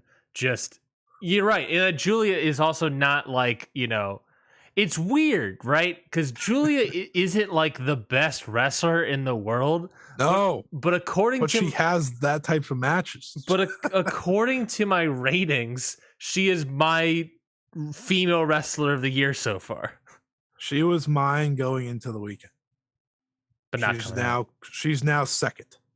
I haven't seen Night 2 yet, so that also might be playing a part. Well, that tells you though, right? Either way, she's up there. She's having great matches. She's actually not only my number one woman wrestler of the year, she's overall number 5. There you go. She's up there with Okada, Shingo, Adam Page, Ospreay, Danielson, Saber, Naito. That's the Julia way, baby. Yeah, she's just because she has it. We talked about it previously. Julia has it. She's only going to get better at wrestling. I feel like she's still got a couple more years in her. She'll get even better as she goes along. But she's so good. She's embraced that. Okay, I'm not the best, so I'm just gonna beat the shit out of you, and you're gonna like it. And that's fine every time. And it's fine. My favorite. Actually, I don't want her to do the technical groundwork grappling stuff because she's not very good at that. You know what she's good at? She's good at hitting people really hard and getting hit back really hard, and that's all I'm asking for. Yeah, because that's ultimately what I think is the best part about wrestling is just two people going out there and beating the snot out of each other. Yeah. That's exactly what it is. And this was great. My match of the night for night one. Same. Probably my number 2 match on the weekend for Stardom. Let's talk about night 2, the top. That was top. This morning. So Scotty, I'll walk you through it. Here we go. That's why I was late to the show. Future of Stardom Championship match. Hanan defeats Mai Sakurai. Thank fucking God. That is all I have to say. I had multiple heart attacks during this match because Mai Sakurai hit her first finisher, her second finisher, her second finisher again. And I was like, no, please don't do this. Please don't do this. She's not good. And she didn't win. So that was good. And Hanan won, and that's what matters. Hanan now gets to go into the future. Hina came back after the match and laid down the challenge. Ooh. So we're getting another sister versus sister match. That should be a lot of fun. Cinderella Rumble. Just give me your thoughts on the Rumble. I think the winner here of Mai Saruga, former AEW star. Former AEW star. You might get. I think, did she ever wrestle in AEW? Maybe like one match. She did. She wrestled one dark match, and she was in the AEW Women's Tournament as well. Oh, you're right. But I think obviously more to talk about her in a couple of matches from now. Yes, just thoughts on the Rumble here in general. They listened to me. They gave me what I want. But the Rumble is exactly what you expect it to be. You have a lot of, it's not going to be a Mac Classic. You just kind of watching it and you're like, I have no idea what's going to happen here. A lot of stars in this match, like future stars, because they had the New Blood 1 crew show up for it. Pretty much of all the wrestlers that were part of that. Yep. You could tell who shined and who didn't. And I thought they came down to a really good trio of Unagi, who was the defending winner from last year. You could feel it like she was the biggest star in the match. Miyu Amasaki, who part of me, I actually thought they might give her a win because, this is the things they do. And Mai Saruga, like you said, I've got to move. And Mai Saruga was the one that pulled it out, which was really cool because it's cool to see someone outside of it win. And like you said, in a few matches from now, it counts. Let's talk about the next match first. It is Utami Hayashishita defeating Mirai in a special singles match. Utami didn't have the weekend I wanted her to have. Oh, no. So this match was good. Okay, it was good. But for a match that has Utami and Mirai on the cover. It should have been so much better. Mirai didn't get nearly enough offense, I thought. It felt like the third match on the card, unfortunately. Like they didn't do what Mirai and Saida did the night before. It was a great spot for Mirai to have because you get a big pay-per-view match against Utami Hayashishita. And it's probably what they'll use for a building block. But it kind of ended abruptly. They never got to the second gear like I wanted to. They never got to exchanging lariats. They never got to that. It just kind of, didn't live up to what I hoped. And I definitely had high expectations for this because of what Mirai and Ida did and the fact that, hey guys, guess what? Tommy's a better wrestler than Ida. Shocking. I know. So it didn't live up to what I wanted, but it was good enough. And I hope they just use it as a building block for Mirai. And of course, Utami gets a win. So she got a win on one of these nights. Mirai is a great second match on the card wrestler. Ooh, third match on the card. I don't know. It wasn't her fault, actually. I don't think it was her fault. That's fair. They just didn't give her the offense I wish they did. Another special singles match here was Momo Watanabe defeating Hazuki. Now this rocked, okay? This shouldn't be shocking, but these two clearly don't like each other. They have the history behind that. And they pretty much, the match started. They started off with just ramming each other in the head with forearms. And from there, it was just great. Sure, it wasn't the prettiest match. There were some, blemishes of but that's because their pace was so good. And they didn't do too much away to tie bullshit. There's one or two times where there's a little slip up between them, but their closing stretch was so good because you felt that intensity. Momo getting a clean win. That was such a pleasant surprise because Momo doesn't get clean singles wins. She doesn't get anything. I mean, she won the tag titles on night one, but most of her matches since turning have been tag matches where she doesn't factor into the fall at all. So it was really good to see her. Hazuki, I mean, I say this all the time, whether it's on my show, on Twitter, writing it. She's one of my favorite wrestlers in the world because she's just so consistent. And I thought, she brought that fire. She brought that fire that you kind of want from her. Mm-hmm. She, how she like brushes the wrestler on the bottom rope, like they're laid against the bottom rope and she just brushes them with their foot. Yes. She had to go. She maybe did 15 times in a row to Momo's head. And I was like, wow, okay. No, I feel the hate here, which is what I want to feel. It was really, really good. It lived up to what I hoped for. Again, fourth match on the card. It's not going to get all the time in the world. It's not a title match, but they delivered, and that's what we love to see. High speed championship match. It was Azame defeating Natsupoi and Kagama. Oh, I don't know if you saw my tweet. I had a lot of tweets, but good follow. Good follow. Yeah, I was gonna take notes for this because I need to review it for my Joshi podcast. I wrote Azumi versus Koguma versus Natsupoi. LOL. It was nuts. I think the triple threat from December was better with Starlight Kid instead of Natsupoi. That's not a shot at either one. I think they're both great wrestlers. It's just we all know it's a shot at Kagama. You can say it. Well, Kagama was in both, so that makes no sense. So that's a shot at Ryan now. Boom! Way to get him. That's pretty funny. The walls are closing in. But it was high speed match. It's a perfect palate cleanser type thing. Like you're just gonna sit there, you're gonna enjoy them being ridiculous. Yeah, and that's exactly what it was. It was a lot of fun. It wasn't. It surely wasn't Azumi versus Starlight Kid, but I didn't expect it to be Azumi versus Starlight Kid, so that's okay. No. It was really good though. It was a lot of fun. It was a good triple threat. I like that they do these triple threats, and now Azumi has someone new to face. Yes, she does. Saruga after the match. Down the challenge, and I tweeted about this a while back. Mm-hmm. I tweeted, I think I need Azumi versus Mei Saruga for the high speed title. And, a lot of people agree with me. They're like, yes, we need that. And of course, once they got it, I was like, well, I got the receipts. You know who else agreed with you? Rossi. Rossi agreed with you. Rossi said, oh, you know what? If Scott E wants it, then I want it. And that's what he did. So you're welcome, everybody. That should be really fun. It's going to be fun. Azumi's really good wrestling the outside people. Yeah. From what she's done in the past. And I think this will be a lot of fun. I don't know when they do it. Probably on that Cinderella final show. I think that's a good place to do it. Makes sense.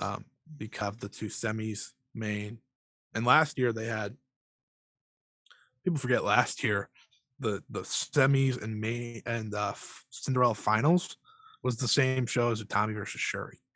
Yes, it was. You're right. Yeah. So that's going to be a packed card again at the end of April. Kairi defeats Starlight Kid in another special singles match.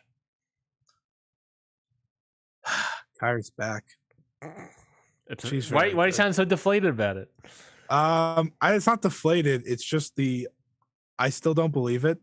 Like, one, that she showed up. Two, she had a big entrance again. And I said, wow, she really embraced her WWE roots with this. She had a big entrance. Clearly, her and Triple H were like, yes, you need to have all the big entrances. She is, when she shows up, she feels bigger than most, right? Because she's Kairi, she's a Stardom legend. Yep. But she was so good here, and Starlight Kid was the perfect opponent for her for this first match because, one, she could take the loss and be fine. Yep. Two, she's about her size, so you could play off that a little high speed for her. Kairi doesn't do the high speed now, but it just worked really well. She can be that cocky heel that only helps Kairi grow from it. It was so good. It was everything you want out of the first weekend for Kairi back. Kairi looked like $1,000,000 in there. She hit the insane elbow. It was picture perfect again. She hit a great spinning back fist in here so Starlight Kid was running off the ropes and she just walked right into it. It was perfect. And yeah, I mean, going in there with Kairi just further moves Starlight Kid up the card, I think. Every single pay-per-view match for Starlight Kid is pretty much growth for her. She is such a star. I mean, her entrance, right? It's one of the best entrances in wrestling where she's just kind of in her element. She has the second mask on. She did not pull out the Liger this weekend. Unfortunately, she was not wearing the Jushin Liger, but she just is an absolute star. She lived up to what she needed to live up to. Kairi got the win. It was great. Fantastic match. Kairi's back. And we have no idea what Kairi's going to do next. We just know she wants to wrestle a lot of the roster. We did see her at the end of the show, but that was more of just a goodbye of sorts to like send the crowd home happy type thing. I can't wait to see this match. I'm a big fan of Starlight. 8-woman tag team match. Julia, Tekla, Maika, and Himeka defeated the team of Risa Sera, Suzu Suzuki, Akane Fujita, and Mochi Miyagi. So this match started off like very brawlish. You had Julia and Suzu staring each other off. They kind of like go out to the outside, but they didn't do too much. They kind of just like ripped at each other's hair and then walked into the match. And then you have Himeka and Mochi Miyagi, I think, in the ring, and they're doing a little stuff. And kind of Vegeta comes in, Risa Sera does a little stuff, and then after like maybe 4 or 5 minutes into this match, Julia tags in, Suzu tags in. We don't see the rest of the competitors for the next 10 minutes. We don't see them for the next 10 minutes. We get a singles match. They're gone out the outside, and these two lit each other up. They lit each other up. Julia was taking liberties. I said before this match, I need Julia and Suzuki to take liberties on one another. That's what they did. They hit each other with everything. And you would think, Julia after, yesterday, we're not going to do this again. No. Julia, as we were saying in her match, her best trait is she's just going to beat the shit out of someone and she's going to take it back. And it's great. Forearms, a very loud headbutt. She had like part of the Bianca lift in, which is, you know how Azumi does that submission where she's holding both arms. Yes. Not the really good one, but like the generic one. So Julia did that, but she was pulling back on Suzu's arm as if she was like legitimately pissed. And I was like, uh-oh. Suzu lived up to expectations. They hit some suplexes on each other that had me jumping out of my chair. They were just throwing each other around. One second. Let me check my notes here. They were suplex. Julia hits a glorious driver. Yeah. Which is, her regular finisher. Suzu's dead to rights. And at 2, Julia pulls her up. I was like, oh, okay. So she's not fucking done. And Suzu gets this great near fall on a German. They start slapping headbutt each other again. They just beat the piss out of each other. It was the perfect tease for a singles match because it somehow didn't give everything away, but it gave you the fuel that you're like, okay, well, this is gonna be a big match. In the end, Julia hit a Northern Lights bomb on Mochi Miyagi to win the match for DDM. We don't know really what's next, but it would be a very big fail on Stardom's part if they don't do the singles match in the next 2 months, because that is as hot of a feud as any Stardom has. Well, most of them got reset now, but it's exactly what they want. Well, it sounds like, based on what you're describing, if they had like 10 minutes of the singles match, it sounds like pretty much that was the singles match. That's what it kind of sounds like. I get what you're saying, but it's all, I can also see that being. I think they're definitely going to do it. They kind of teased it after the match, like that these two aren't done, because you want someone to win between those two. You don't want Julia to pin Mochi Miyagi. You Yeah. need more, but it was really good, really good. Julia had a really good weekend. She's gonna be feeling it for a bit, but she had a really good weekend. How is my girl Tekla? She was in this match. She missed a kick, like terribly bad, but she was able. So she missed the kick, right? She kind of does like the buzzsaw kick. Yep. So she missed. She completely whiffed. But bless Tekla, she kind of like pushed her leg back and like just tapped her, so it looked like Did she actually hit something. someone. Yeah. I was like, Tekla doesn't miss. What the hell? No, but the rest of DDM and and Prominence were irrelevant in this match.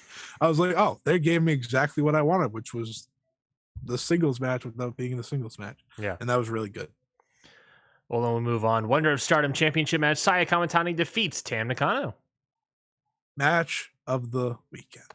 Really? From old Tam Nakano over here. These two, man. I said before this show ever started, I was like, I don't care. I just saw this match. I don't need to see it again.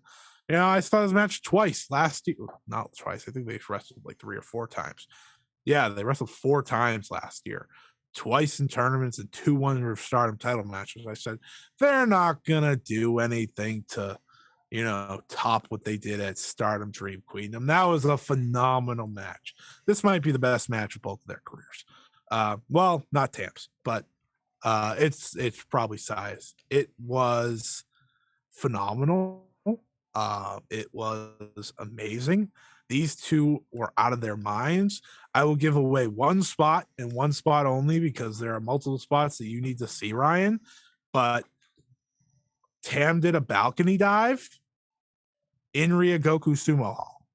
She went and found the balcony and did a dive off of it onto Kamatani and crew. That was amazing. I saw this. I'm not even spoiling the big moment that had me saying, "Oh my God, what are we doing here?" I'll save that one for you to see yourself because it's just holy shit. And Saya Kamatani, I hinted at this on show 1. She will never be doubted by me again. Never again. She delivers every single match she's in. This was fantastic. She made a match with Tam feel different from all her previous ones. And that's a credit to them. Tam showed up. She felt like she had the win. Saya didn't hit the Phoenix Splash to win. She actually missed, which, ouch. And, we saw Kota Ibushi miss. So I don't necessarily love when the Phoenix Splash is missed anymore because I watched Kota Ibushi destroy himself with it. And Saya just kind of stole the win, which was really interesting. It's a match you got to see because it's the Saya match like we were talking about. They went down the Saya route.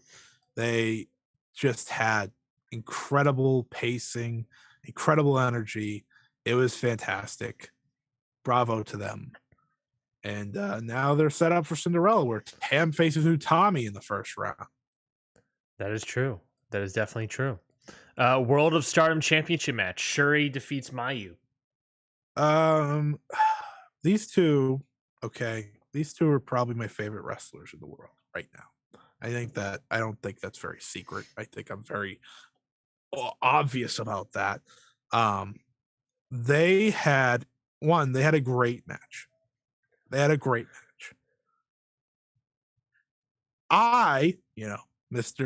I need them to have the greatest match of all time. I didn't get that because that was never going to happen. Yeah. But they had a very different match, I think, from what anyone expected.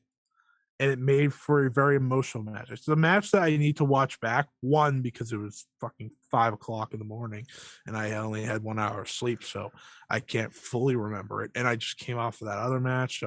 But it was really good. It was a Shuri big match. It was very methodically paced. They did a lot, but they also saved some, not save some of the fact that it takes away from the match, but save some of the fact that if they ever wanted to do it again, which they could, who knows? They probably have a 5-star match or something in them.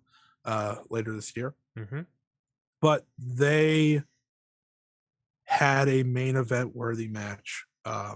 Shuri is on another level. Mayu Iwatani is still one of the best in the world. The way she sold her leg in this match was spectacular because the finish was a ref's decision. It wasn't a tap. Really? But she was in the stretch muffler, which Shuri has been using a lot lately. Her legs just absolutely bent perfectly bent around her neck. Her arms are trapped, because Shuri's just such a perfect submissionist. Like she traps everything. And the refs, and it's Mayu. So Mayu's not going to give up. Yeah. But the ref had to make a decision of, okay, well, if she doesn't give up, we may never see Mayu wrestle again. That's like the idea behind it, because she was selling the leg and it was really good leg work to the match. And ultimately they called it. Really shocking ending because you don't expect it to end via submission when it's Mayu. Part of me started to feel it might have been a draw. Thankfully it wasn't, because you want that definitive winner.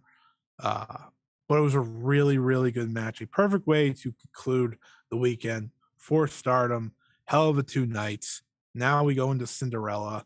Now they don't have the big block of Ryogoku double nights on them anymore. Now they have a bunch of big shows coming up. Now they don't have to worry about that. We're back to 1 night for a while. We're back to the Cinderella tournament, which is why Stardom's so popular to begin with. Mm-hmm. It's going to be a lot of fun. The show ended with Saya Kamitani, Kairi, and Shuri in the ring, just kind of saying, like, this is, great moment. You got the top 2 champions who Kairi's putting over pretty much. Funny because Kairi's probably facing one of them soon enough. Mm-hmm. But it was really good. Just a good conclusion and a really good 2 nights. A really great 2 nights. I think for me, it lived up to expectations of these are going to be a show of the year contender. They blew out of the water Wrestle Kingdom in terms of delivering throughout each card. I think that was important. Yeah. You had quality from top to bottom. You didn't have to wait till the last couple matches to get quality. And I think that's the win in that. And I'm excited for the next steps because we have Cinderella, which I think real quick, because we have to do Wrestlemania and Ring of Honor and New Japan and something else that I don't remember. Impact. Stand and Deliver. Great. Awesome. Yeah, so we'll finish up. I think Starlight Kid is winning the Cinderella turn. Perfect. I'm going to say either Starlight Kid or Utami if they want to put Utami back into the title picture. They could hold off, but we'll see. All right, so yeah, we have about 15 minutes left. We got a shit ton of things to preview. Probably definitely go over. Yeah, we're gonna go over. So we're gonna shoot through this as quickly as possible. How do you want to go through this? Do you want to go through excitement levels, pick something, or just new timeline wise? I think what we should let's do timeline wise. I don't think we shouldn't rush because I think you and me discussed this. These 2 weeks, this week and next week, are supposed to be our longest episodes. Like these are the 2 weeks of the year. Sure. So I think it's okay. Yeah. But yeah, do timeline. We'll rush when it's necessary and dive in when it feels right. I mean, I don't think we're gonna be diving in. I don't think we'd be diving in for I don't know what NXT Ciampa versus Tony D'Angelo, but so we probably won't dive in for New Japan Lone Star really at all. I mean, it's just kind of a show of good matches. Well, let's talk about a show of good matches then. Lone Star Shootout. New Japan's going to happen. I believe this is Thursday. I don't have the date. Friday. Is it Friday? Friday at 6. Okay, Friday. Oh, Friday. This is 5. So, but maybe this is Voice. I'm taking this from Voice of Wrestling, so it's probably Central Time they're doing. Yeah. But even yes, that makes sense. That's local time in Dallas. So, yes. So 6 Eastern. We have. I'll just do the full card here. Maybe that's what we do. Here. I thought this was a strong taping. Me too. It's a live show, so definitely go check it out. You can get it on Fight. It's only on Fight. You can also get it on the Fight Fest bundle. But the full card here we have is Blake Christian versus Jonah. Oh, he's gonna get killed. Alex, that's a good match though. Honestly, that seems a pretty good match. Alex Coughlin, Fred Rosser in the DKC versus Tom Lawler, JR Kratos, and Royce Isaacs. It's shocking to me that Tom Lawler's their champion because I've never seen him defend his title at a big show. He defends it every once in a while, but he never does at the big New Japan shows. No, that he's on, especially the live ones. I don't know why. They don't do that. Maybe like, it's clearly Fred Rosser's probably going to win it, but when's the Clark Connors Tom Lawler title match? I think it already happened. It taped like last weekend. Interesting. maybe Lawler won. Maybe the taping schedule of it all is part of the reason. Ren Narita versus Rocky Romero. All right. One of the weaker Ren Narita matches. No offense to Rocky. It should still be good, but yeah. Here we go. Minoru Suzuki versus Killer Cross, making his debut in New Japan Pro Wrestling. Give me a vibe. Give me a vibe check on Killer Cross against Minoru Suzuki. I don't. Or just Killer Cross in New Japan in general. I don't know how to feel because the last time I watched him wrestle, he wasn't that good. No.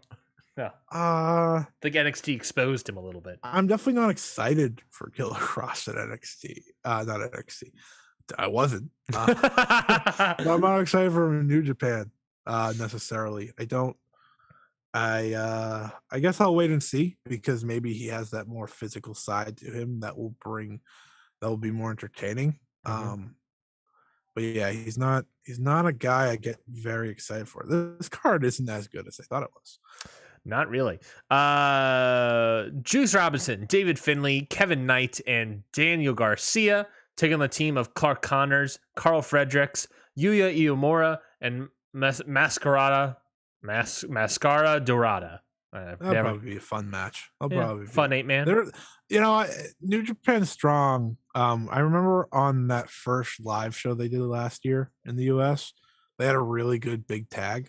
The Resurgence. Yeah, I think it was Team Filthy versus it's like a 10-man strong guys. Yeah, and that was really good. So I think this could be really good. Jay White versus Mike Bailey.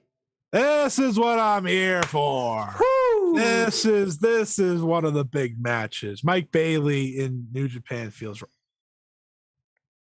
right. Best of Super Juniors. Speedball? Maybe? Speedball. Hear me out. I know you love doing West Coast Pro, and I know you love doing all your indies, and you're technically an Impact. But Speedball. If not, Noah's going to bring you in. So just which don't do that. This should be great. This should be potentially match of the night. I think. Match of the night in the New Japan show. Yeah. Guaranteed, probably. But match of the night in the entire day, I have no idea because I don't know the entire. There's a billion matches happening in that day. Yeah, don't worry. And then it's probably gonna be better than a lot of them. The other final match announced: Chris Dickinson versus Tomohiro Ishii. This is another match of this is a Ryan Knightsey special, baby. Chris Dickinson, who I famously call America's Tomohiro Ishii. This is the what's your saying? What's your little saying? Barn burner? No, the blank match of the week. The oh shit! I said it last week. Shit, what did I say last week? You say it all the time. Say the saying all the time. Now you can't think of it because I need you to. My oh boy match of the week. Is that what it was? My oh boy, no, boy howdy, the boy howdy match of the week. This is the boy howdy match of the week. Yeah, this is Ryan's boy howdy match of the week. This is gonna slap, literally, figuratively. They're gonna beat the snot out of each other. Should be really good. These they have a great 1-2 punch here on this show.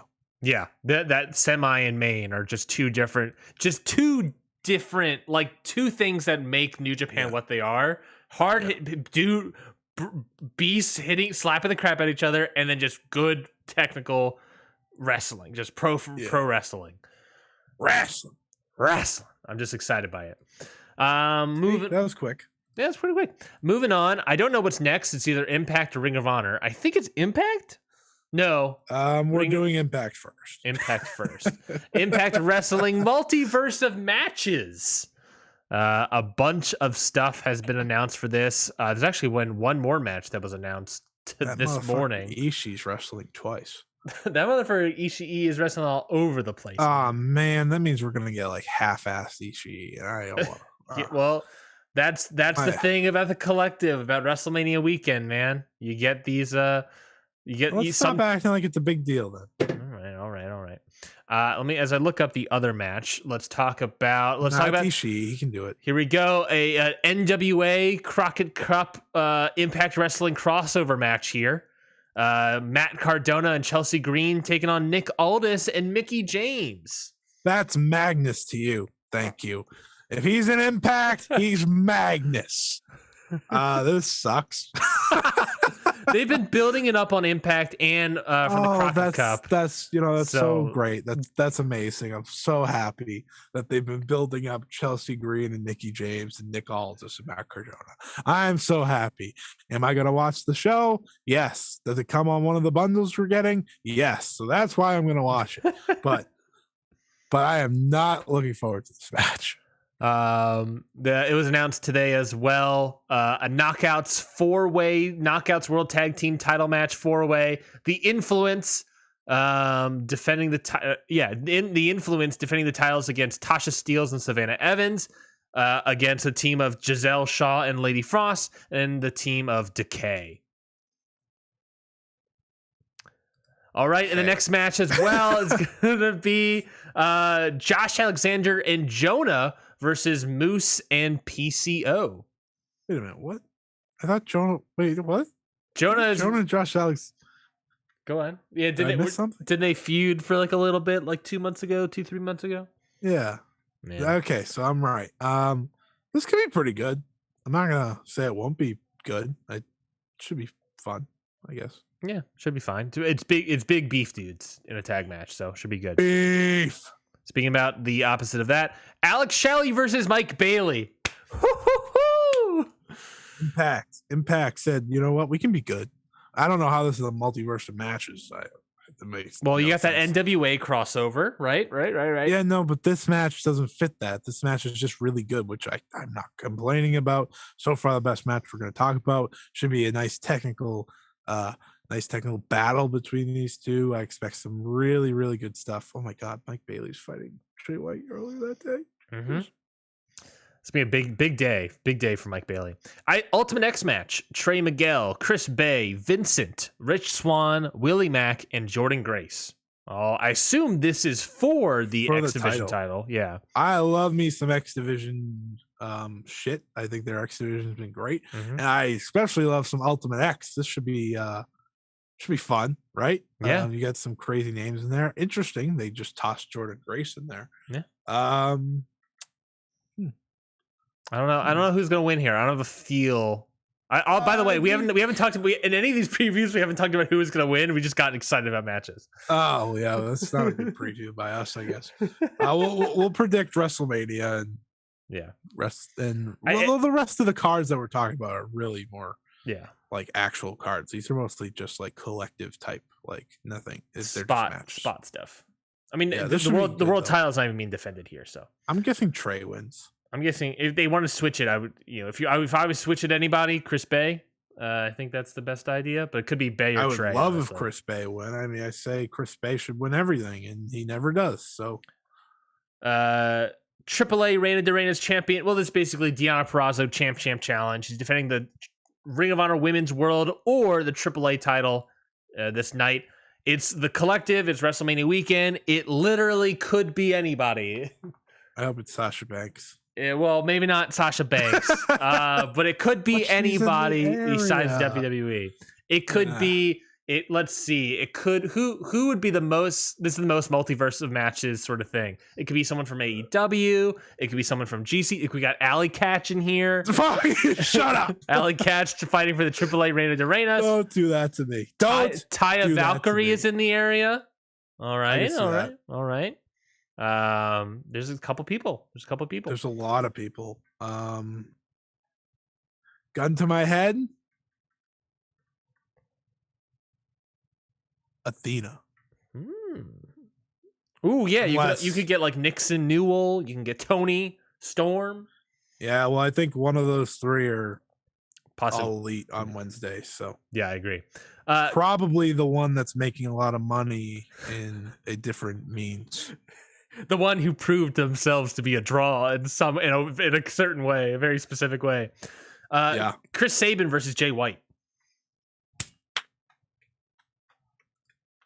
Woo! These are the types of matches I'm here for. New Japan versus Impact, I guess technically. Chris Sabin, he's still phenomenal. Jay White's been picking it up lately, and Jay White's now fighting Mike Bailey and Chris Sabin. Yep. I believe this show's at 10, the other one's at 6, so he can go all out for these. Yeah. The Jay White style, when you're not facing a New Japan wrestler, is not as taxing. So I think he could have really two really good matches here, and I'm looking forward to this one. I am as well. Jay White wins, by the way. Come on now. And they dare put this as a Noah versus New Japan match. Eddie Edwards in a storyline where Eddie Edwards has joined and sided with the Ring of Honor former Ring of Honor faction. They are saying that he is from Noah here. Eddie Edwards versus Tomohiro Ishii. This is gonna be your Ishii lackadaisical match. Yeah. I don't know the last time I saw a great Eddie Edwards match. I don't know. The fact that they put Noah on him, though, I lost. In a storyline where he is sided with Ring of Honor. I was like, because this guy won the GHC once, he is now Pro Wrestling Noah for life. That was like a decade ago at this point. Like, whatever. It should be a good match. Nothing crazy. And then, of course, I think they haven't said it's for the titles. This was the first announced one, right? Yeah, I don't think they've said this is for the titles or not. But the Good Brothers, Carl Anderson and Luke Gallows versus the Briscoe Brothers. Well, Ryan, the Briscoes have a much better match earlier in the day, so this should be as lackadaisical and meh as possible. Well, you're saying that's because of the Briscoes, and I'm saying it's because of the Good Brothers. Well, no, that's what I mean. Like they're not gonna go all out for those two. They're gonna have a like. I firmly believe they're gonna probably have like a match of the weekend contender. Yeah, earlier in the night. Yeah, and this show starts at 10. Yeah, by the way, so like, whatever. The devil wins. Something Sky. He's drinking a beer. Nailed it. Ring of Honor, Supercard of Honor. Ring of Honor, Supercard of Honor. We got a couple matches. More like Ring of Elite.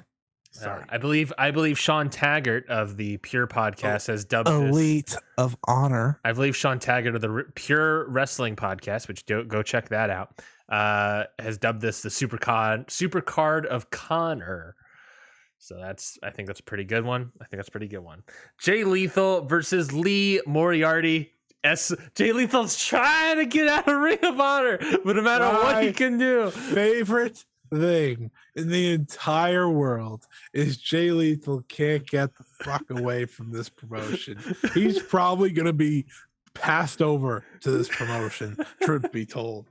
Tony Khan's been like, you know what? I don't really watch on AEW. You can go to Ring of Honor for me. You can be one of the main faces. He's gonna be like, I've been a main face of Ring of Honor for like a decade, man. Excuse me? I came here to be different. Well, we have just.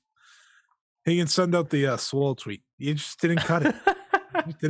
And that's why I'm going to cut you. Yeah, now I'm going to put you on Ring of Honor. This match should be really good. I'm happy Lee Moriarty's on the card. It does look like they're going to be doing exactly what we thought of using their younger talent. Yeah. They're using the 4 killers so far on the show. Lee Moriarty, I think, should win. Well, they have they only have 2 of the 4 killers, I believe. Well, they're using them. Fair enough. Yes, an AEW show here. Also, fun fact: this was going to be at Terminus 1. I was going to see this match live, and then so snow this is happened. be a lot better than that would have been, Probably because there's no stupid rules to ruin it. Oh yeah. Alex Zane versus Swerve. The only match here, one of two matches here that were ticketed before before Ring of Honor got sold to AEW. Swerve. So Alex Zane versus Swerve. Swerve's winning 100%. Swerve, by the way, don't miss. No. Swerve's going to deliver here. Alex Zane's fine, but Swerve is great. Do you think Swerve's going to win? Do you think Alex Zane will continue to be booked by Ring of Honor? Not a chance. That's disappointing. GC dub for life. I had the thought. I've kind of been up for Ring of Honor purchase, because it was like, look, it was a dead brand. It was going to be nothing. Yeah. So now we have something in place for more wrestlers to happen. Probably one more match to be announced, I think, for this card. I would think so. I was thinking maybe also. Tony Khan promised a surprise. There's going to be a surprise. As he often does. I imagine it'll be a Diana match, would be my guess. Joe.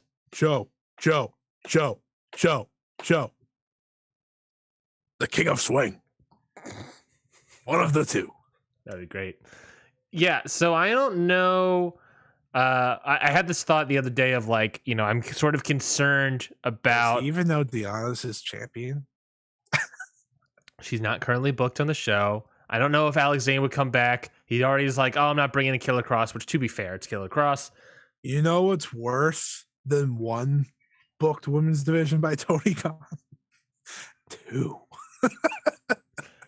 That goes to my same thought. Is I was always pro this purchase because it was a dead brand and we need more places for wrestling like that. Booking, brother.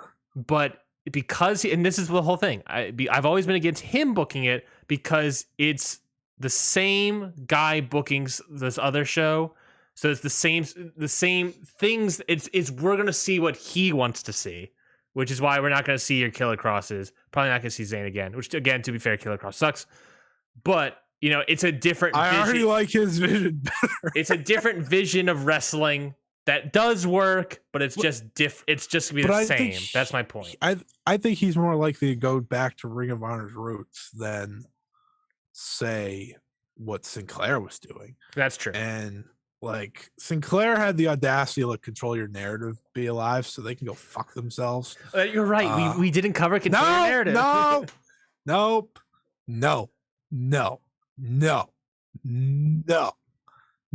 I don't know if Diana has a match on the show. She probably should. Not yet. She hasn't been announced for one yet. You know what? I'm gonna take a guess. She faces like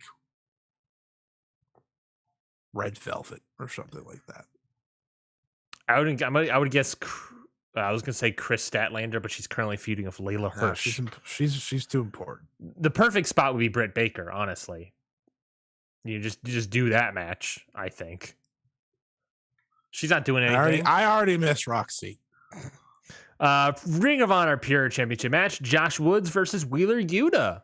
I hope Utes wins. I think he might. I legit think he might should win, because one, we said it on the last show. We don't really think Josh Woods is all that great. He hasn't had a very good pure match since winning the title.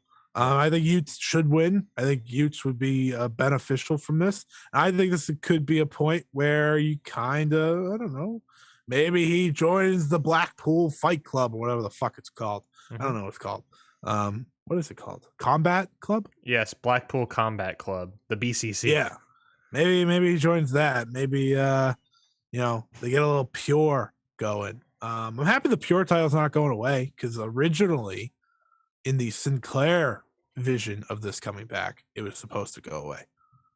Oh yeah, speaking of titles that are not present, there's no TV title. Where's my boy Rhett Titus, man? Where's Rhett Titus? They were getting rid of that title too. I know. But Rhett Titus is good. I like Rhett Titus. Ring of Honor World Tag Team Championship, the Briscoes versus FTR. I think this is going to be fantastic. FTR, there's someone that I kind of been a little down on. I had been down on.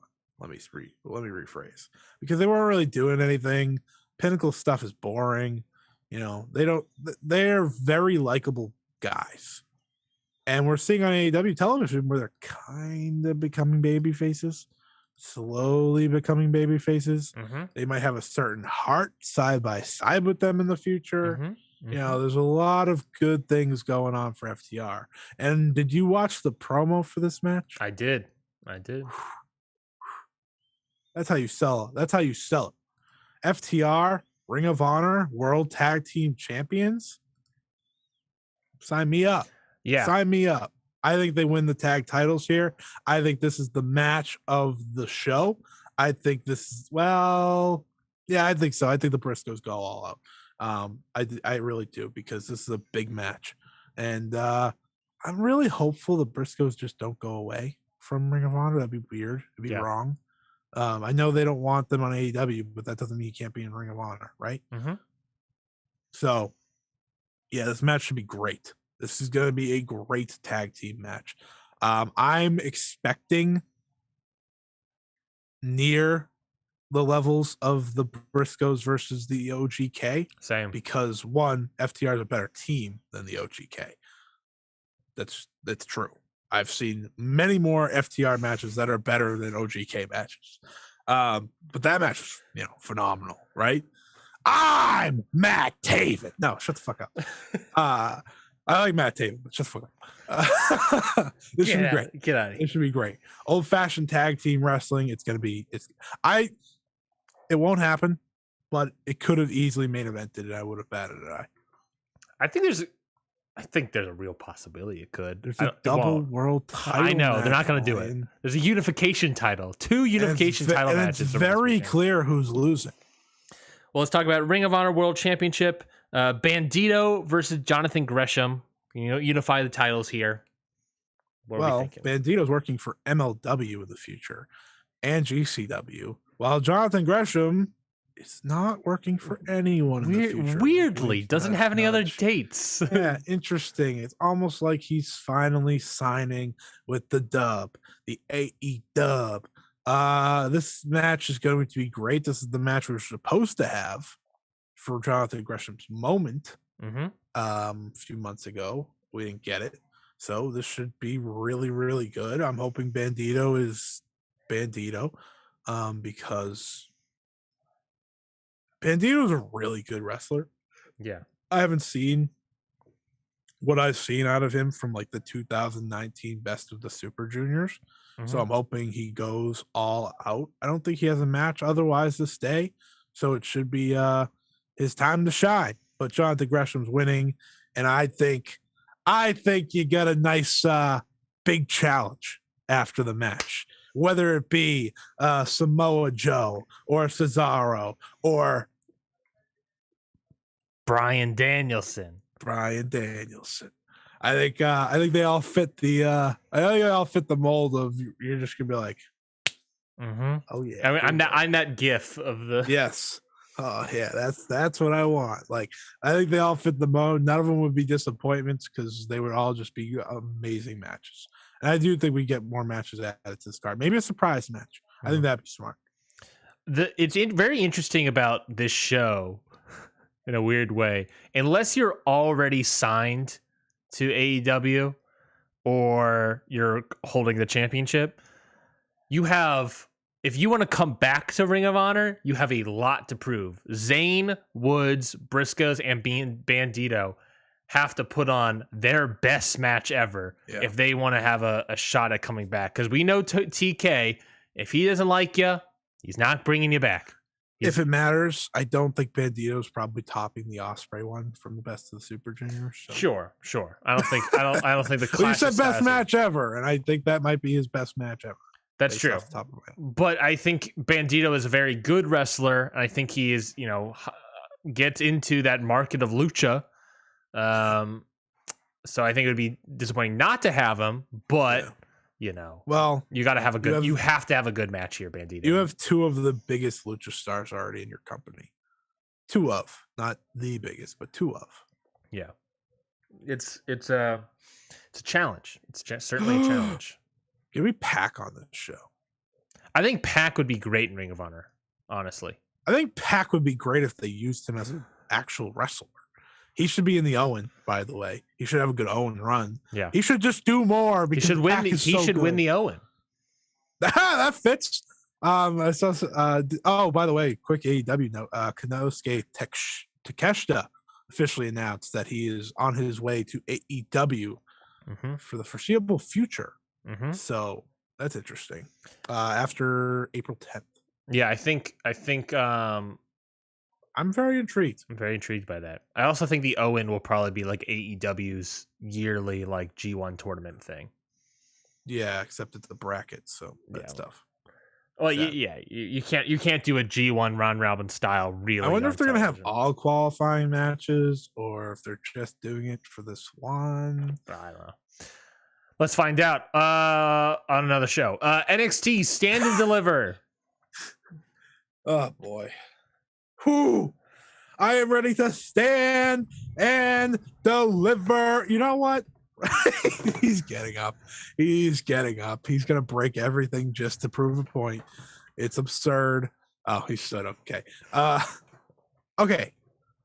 Based on the top of my head of this card, by the way, starts at 1 p.m. Eastern time on WrestleMania Saturday, for those wondering.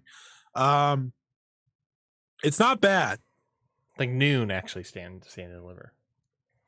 Oh, okay. Well, it's not a bad card. It's not, takeover card, but it's not a bad card. I think there's some good matches on here. Let's dig in, shall we? LA Knight versus Gunther. Woohoo! That's a good start. That's a good start right there. Yeah. Isn't that the LA Knight thing? Yeah. LA Knight's over like Rover, by the way. Yeah, I know. In NXT 2.0. I hope like when he gets called up, he can stay over because he just oozes the charisma, right? This is gonna be the best match of LA Knight's career, baby. You know why? Because it's against Gunther. My name is Gunther. You're welcome. But it's against Walter. I don't give a fuck what it says. This is Walter versus Eli Drake from Another World. No, I like the LA Knight name actually. This should be really good. I mean, it's Walter, big stage. He's not gonna miss. I saw him cave in some guy's chest this past week. Duke Hudson? Was it Duke Hudson? Duke Hudson, yeah. I didn't actually watch the match. I just saw the video on social media. Yeah. Did you see the video of him and Persia Parada making out right next? Yeah. That's my new thing. I'm gonna be coming out like that. Yeah. This match would be good. It's Gunther. So I like me some Walter, but I'm not quite there for Gunther. So Gunther isn't the timeout. No, timeout. They're two different guys. They're two different guys. He's the same wrestler. You're two different guys. Walter is Walter. Gunther is a dude. Gunther is a guy. But in this company, in this promotion, he's a guy. He's still Tommaso Ciampa versus Tony D'Angelo. Tony D'Angelo's winning. This no, he shouldn't. He should not be winning this match. No, he shouldn't, but he's going to. Tommaso, this could be his goodbye to NXT. Tony D'Angelo's? No. He's gonna be sleeping with the fishes. You're gonna be sleeping with the fishes if you keep doing these stupid jokes about Tony D'Angelo. All right, stop with the thing. Okay. Tony D'Angelo wins. Move on. NXT North American Championship. That's in a ladder match. Carmelo Hayes, Santos Escobar, Solo Sikoa, Grayson Waller, and then some combination of Cameron Grimes, A-Kid, or Roderick Strong. Although why can't you just do that a triple threat on this show and don't put them in a ladder match? That would be such a good match. Roderick Strong, Cameron Grimes, and A-Kid. That'd be great. That'd be a great match. I believe they are going to do that probably as a triple threat on NXT 500 this upcoming Tuesday. Oh, well, they should have just did it on TV, whatever. Not TV, on pay-per-view. Anyway, ladder matches are cool. Ladder matches in WWE are often very good plunder matches. It's not going to be the one that crowned a new champion, crown the NXT North American champion that, you can't miss stars like Adam Cole and Ricochet, and I don't want to talk about the rest of the field because the rest of the field is EC3. Yeah. Big Damo. Yeah. Lars Sullivan. When is Lars Sullivan going to control his narrative? If anybody's got to control his narrative, it's Lars Sullivan. And Velveteen Dream. Not the crew of home run hitters right there. Yeah. Yeah. NXT Tag Team Championship match. Is that annoying yet, audience? NXT Tag Team Championship match. Fabian Eichner and Marcel Bartel taking on the Creed brothers and MSK. This is going to be the match of the show. Could be the WWE match of the weekend. Could be. Because these three teams are great. The Creed brothers, bless them for being so new. They're really good. They learned a lot from Hideki Suzuki, former Haichi Man, and Roderick Strong. Current tag team champion in Noah. Yeah, that's true. I think they're really good. I think MSK, of course, are great. They're one of the best tag teams in the world. And, you and me have talked about it. Marcel Bartel and Fabian Eichner. They're great. They're fantastic. Right? They're fantastic. This is going to probably be a crazy match that's going to be really good. Plus, MSK seem to be turning heel soon, so that should be. Oh, and as I said, yeah! Going back to the Gunther point, saying that a Gunther match is not going to be match of the night is my whole point about Gunther. Anyways. That's fair. Well, to be fair, he's fighting LA Knight. Yeah. LA Knight's not, he's not the ring general. The ring general. But I think it's going to be really good. I think that could hit 4. NXT Women's Championship match, Mandy Rose defending the title against Cora Jade, Io Shirai, and Kaylee Ray. You should have seen my surprise this week when I learned they used their Dusty Cup win for this match. I was like... Yeah, you remember the problem with the Dusty Cup was that they don't have any women's tag teams, and then they do the whole tournament just to put 2 more women in here. Because you know why they did that, Scotty? Because they don't trust Mandy Rose and Cora Jade to be a main event style stand and deliver type of match. Ryan, would you trust them? Then don't book the match. Don't book the match. Cora Jade's gonna win the title. Okay. Then don't. If she's not ready, if you don't believe her, don't put the match together. No, hear me out here. I don't think Cora Jade's as much of the problem as it's the champion herself, who's not very good and is not going to be very good anytime soon. You add 2 great wrestlers in Io Shirai and Kaylee Ray. Happy that they have a match on the show, especially Io because duh. But yeah, Cora Jade's gonna win. She's gonna have her title reign. Blah blah blah. See you later. So long. You do Mandy versus Kaylee Ray a couple of months ago, and put the title on Kaylee Ray, and then you can do a singles Kaylee Ray versus Cora. But they gotta have Cora Jade beat the heel Toxic Attraction mother trucker. Don't make me cut a promo on you. Yeah. NXT Championship: Dolph Ziggler versus Braun Breaker. I think it's going to be pretty good. I think Braun Breaker's going to break Dolph Ziggler. Dolph Ziggler's going to sell his ass off. I saw a take by someone this week that said Dolph Ziggler was better than Adam Cole, and I laughed. But Dolph Ziggler is a very good wrestler. I think we've just gotten to the point where we're like, oh, we've seen too much Dolph Ziggler. That's the problem. Yeah, well, we've seen too much Dolph Ziggler and not enough Dolph Ziggler doing something relevant. Yeah, I think that's the problem. That's definitely true. But this is probably going to be pretty good. Like I said, this is going to be a way to get Braun Breaker a big win on the biggest stage NXT has had in a very long time. Mm-hmm. So yeah, it's cool. Braun Breaker's good.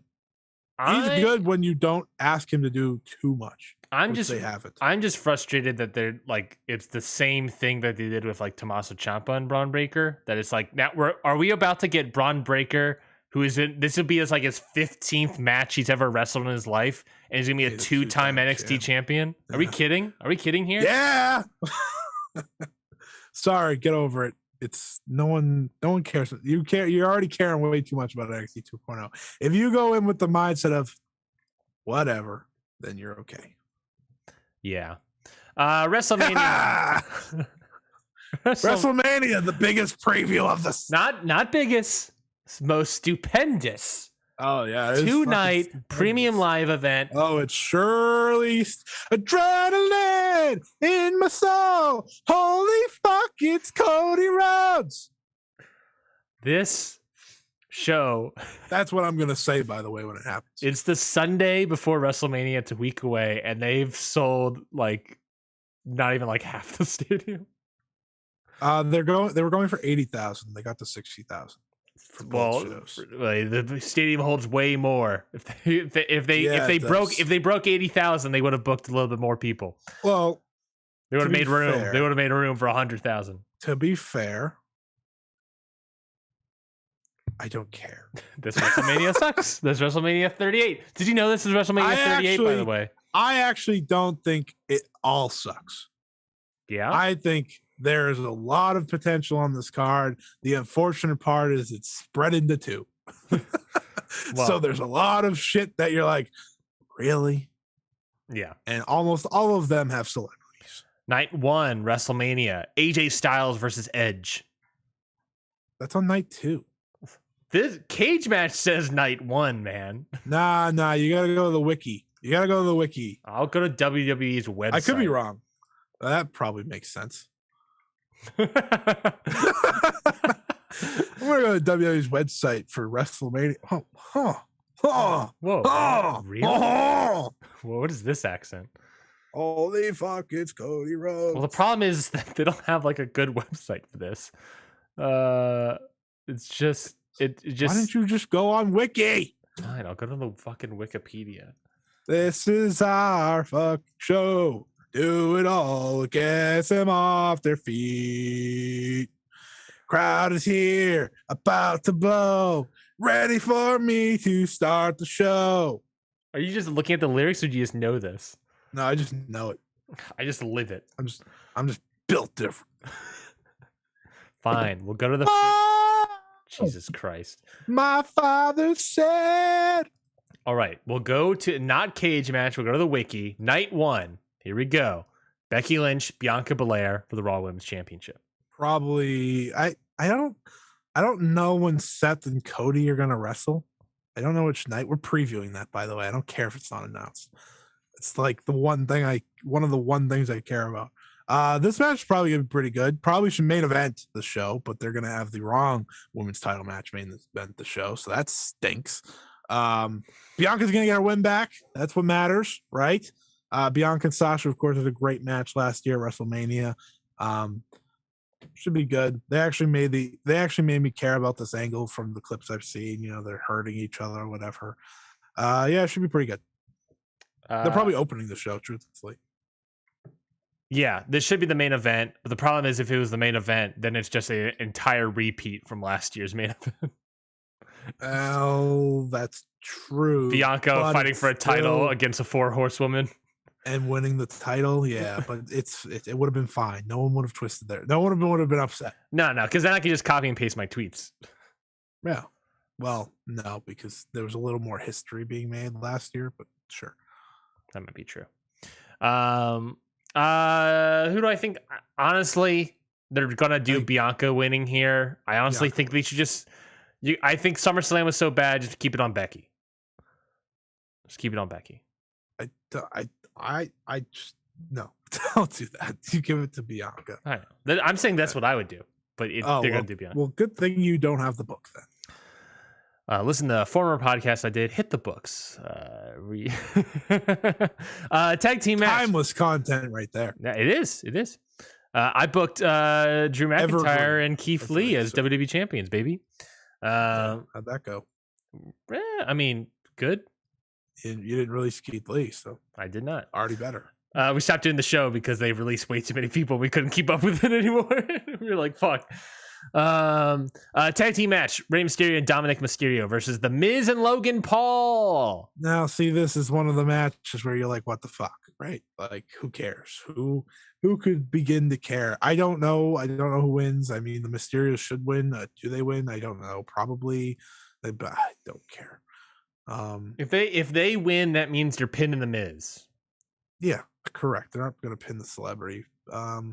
Yeah, I guess I'll pick the Mysterios, but it's just one of those matches that I look at and say, who cares?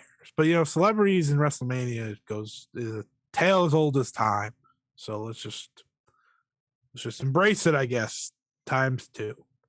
Well, times like a billion. There's like a billion. Pat McAfee doesn't count. Well, it still kind of counts. Pat McAfee is a good wrestler from the 2 matches I've seen. Drew McIntyre versus Happy Corbin. Why is this on this show? Blood feud. I learned this week that they're calling Happy Corbin undefeated because he's never lost as Happy Corbin in a singles match. All right. And I said, how many singles matches does he have as Happy Corbin? All right. I didn't care to look. I'm looking it up now. Drew McIntyre wins. There you go. Are we counting live shows? No. We're going to only singles matches, TV shows, and pay-per-views. Let's check. Holy fuck! It's Cody Rhodes. Happy. Do it all. Get you all right. off your feet. All right. Here we go. Ready? This is what you decided. Happy Corbin is undefeated because Happy Corbin has wrestled 3 singles matches. Undefeated AF. He's beaten Kevin Owens back in October of 2021. He beat Nakamura back in October of 2021. Shinsuke. And then he beat Cesaro in February of 2022. You know what they said? Oh my God. He's wrestled 3 matches from October to April. So wait a minute. His last singles match was against Cesaro? In February. 2 months ago. Cesaro's been out of WWE. Yeah, he sent that dude packing. So yeah, I guess he's undefeated. I don't really call 3 matches an undefeated streak, but I guess it's technically correct. They didn't say streak, brother. They just said undefeated. SmackDown Tag Team Title match: Shinsuke Nakamura and Rick Boogs taking on the Usos. Is Rick Boogs winning a tag team title here?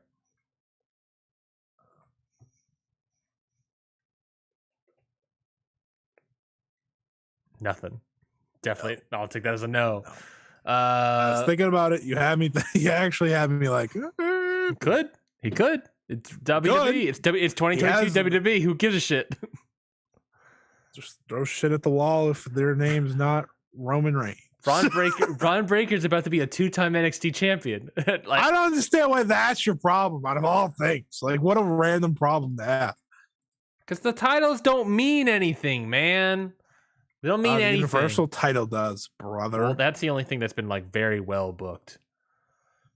I'm just mad because it's like literally Braun Breaker has had 22 matches and he's about to be a 2-time NXT champion. That title used to mean something. It used to mean something. Oh shit! You're not wrong. SmackDown Women's Championship: Charlotte Flair versus Ronda Rousey. Do you give a shit about this match? No. I can't stand Charlotte. Like, she has go away heat with me. Like, legitimately. Like, I'm like, I don't want to see you do anything. I really don't. And she's facing Ronda, who Ronda doesn't seem like she actually wants to be there. So that's great. Ronda probably wins, right? I think it'd be pretty funny if she did it though. Yeah. Like, we did this for what?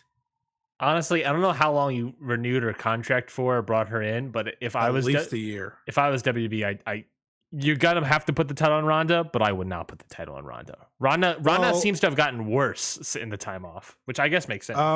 I did see her wrestle recently in one of her matches. She looked better than she did in the Rumble. So hopefully she looks good here. It's not saying her much. Her best match is against Charlotte. Which might be true. But Charlotte has gotten a lot worse since then. So that's definitely true. And then probably there's 2 things happening. Main event. There's 2 things probably happening on the show. We'll talk about this one first. Cody Rhodes, Seth Rollins. Oh, nailed it.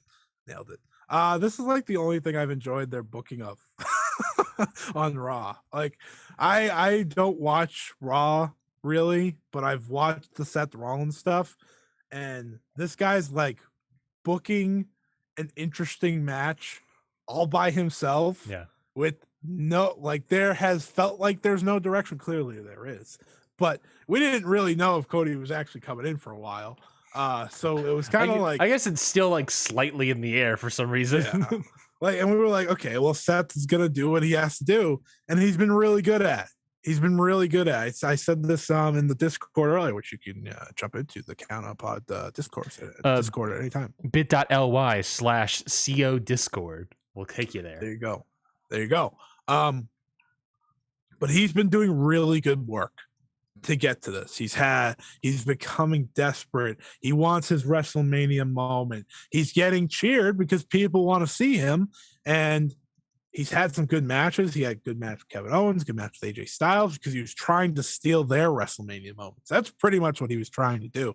And he's been really good on the mic because he's kind of has this thing going on where he's like confident, but at the same time he's not. And now this week on Monday, he has to meet with Vince McMahon or something at 9 a.m. To probably get whatever his match is. I think they're going to you get a open challenge type match, or you're going to face an opponent of my choosing or something like that. Mm-hmm. It's Cody Rhodes, Seth Rollins, legitimately a big match. Yeah. I think it actually feels like a big match. Like, this is, for me, it's the biggest match of the weekend, honestly. Well, maybe not Brock and Roman, but it's I think other than Brock and Roman, I'm totally in agreement with you. And I'm actually excited to see it. Like, they've gotten me. It's exciting because Cody's coming in, of course. But again, Rollins has made the story, and by all signs of it, the winner is going to face Roman afterward. So that's intriguing for one of the titles, two of the titles. I don't know, but Cody's coming in. It's pretty cool. I'm excited. You just said you are looking forward to it. Assuming it's happening. Yeah. It should be a good match. WrestleVotes tweeted out this week that the idea is to give Cody this massive presentation at WrestleMania, a big entrance, the same theme song they want him to use. So they want the adrenaline in the soul. They want it. They need it. I think we all need it. If you're bringing in Cody Rhodes, you have to bring in AEW Cody Rhodes. You have to. Well, you have to. Yeah. You got to bring in the AEW Cody Rhodes, and you got to book him to be a big deal. The problem is, which I don't think he will. First month or two, I think that's guaranteed. After that, good luck, buddy. I agree. We're on the same page there. I think I'll enjoy it for now. He wins this match. He faces Roman at Backlash, and then after that, buddy, you're good. See you in the IC title reign. If he faced him for like the WWE title only and won, no way it's gonna happen. No fucking. It would be a while. I could see him only fight for the WWE title though. Yeah, they're not actually unifying the titles. We know this, which is upsetting. That means that. Are you saying that the Brock Roman match is gonna happen in a? It's all a myth. That match won't have an end result. No. I think they're gonna unify the titles at that show, but they want 2 world titles still. So I think it's just gonna be like a double champion. Might be true. I mean, especially also if you have Money in the Bank around the corner, you can just have unified titles, kind of. But then the Raw briefcase, the red briefcase, only works for the red title. Yeah, you know? I thought they got rid of that. I don't pay attention anymore. The other thing that will probably be happening on this night will be Kevin Owens having the KO show, and then Steve Austin will be his guest. Well, it's definitely happening. It's not probably happening. It's definitely happening. Well, the probably happening is discussion about whether or not it's a match. It's not a match. It's not. It's just he's going to come out and do a stunner and stomp a mud hole and your classics. JR won't be there, so Michael Cole has to say these things. Am I gonna say that I'm not looking forward to this? Because I am, because it's the glass shattering, it's the Stone Cold making his way down to the ring, it's Kevin Owens doing what he does. I thought what Kevin Owens did the other night was actually very entertaining. That's the only like full segment I watched from that show, because you get the instant pop the first time, right? Of the glass shattering, everyone freaks out. And then you nail it with the second one because Kevin sold it perfectly. It's gonna be fun, it's exactly what it's supposed to be. Just the spectacle of Stone Cold Steve Austin being there is enough to sell it. So yeah. It's weird that like in past WrestleManias he was just like a surprise thing, but now they are bringing him in. They are using him to sell tickets. Well, it's smart. You should do that. Like, well, it's smart. You should do that, but it also, in the same breath, it's like, MLW does that with Ricky the Dragon Steamboat. There's a reason. I'm saying there's a reason you do that. I can't imagine Ricky the Dragon Steamboat selling tickets to MLW. I'm sorry. No, it was MLW in Charlotte, North Carolina, I think. So yeah, Charlotte, North Carolina. Night 2. Let's finish out the show. Yeah, Night 2 of WrestleMania. Queen Sunday, to be exact. Yeah, Women's Tag Team Championship. Impact booked the same match. Queen Zelina and Carmella defending their titles against Sasha Banks and Naomi, Rhea Ripley and Liv Morgan, and Natalya and Shayna Baszler.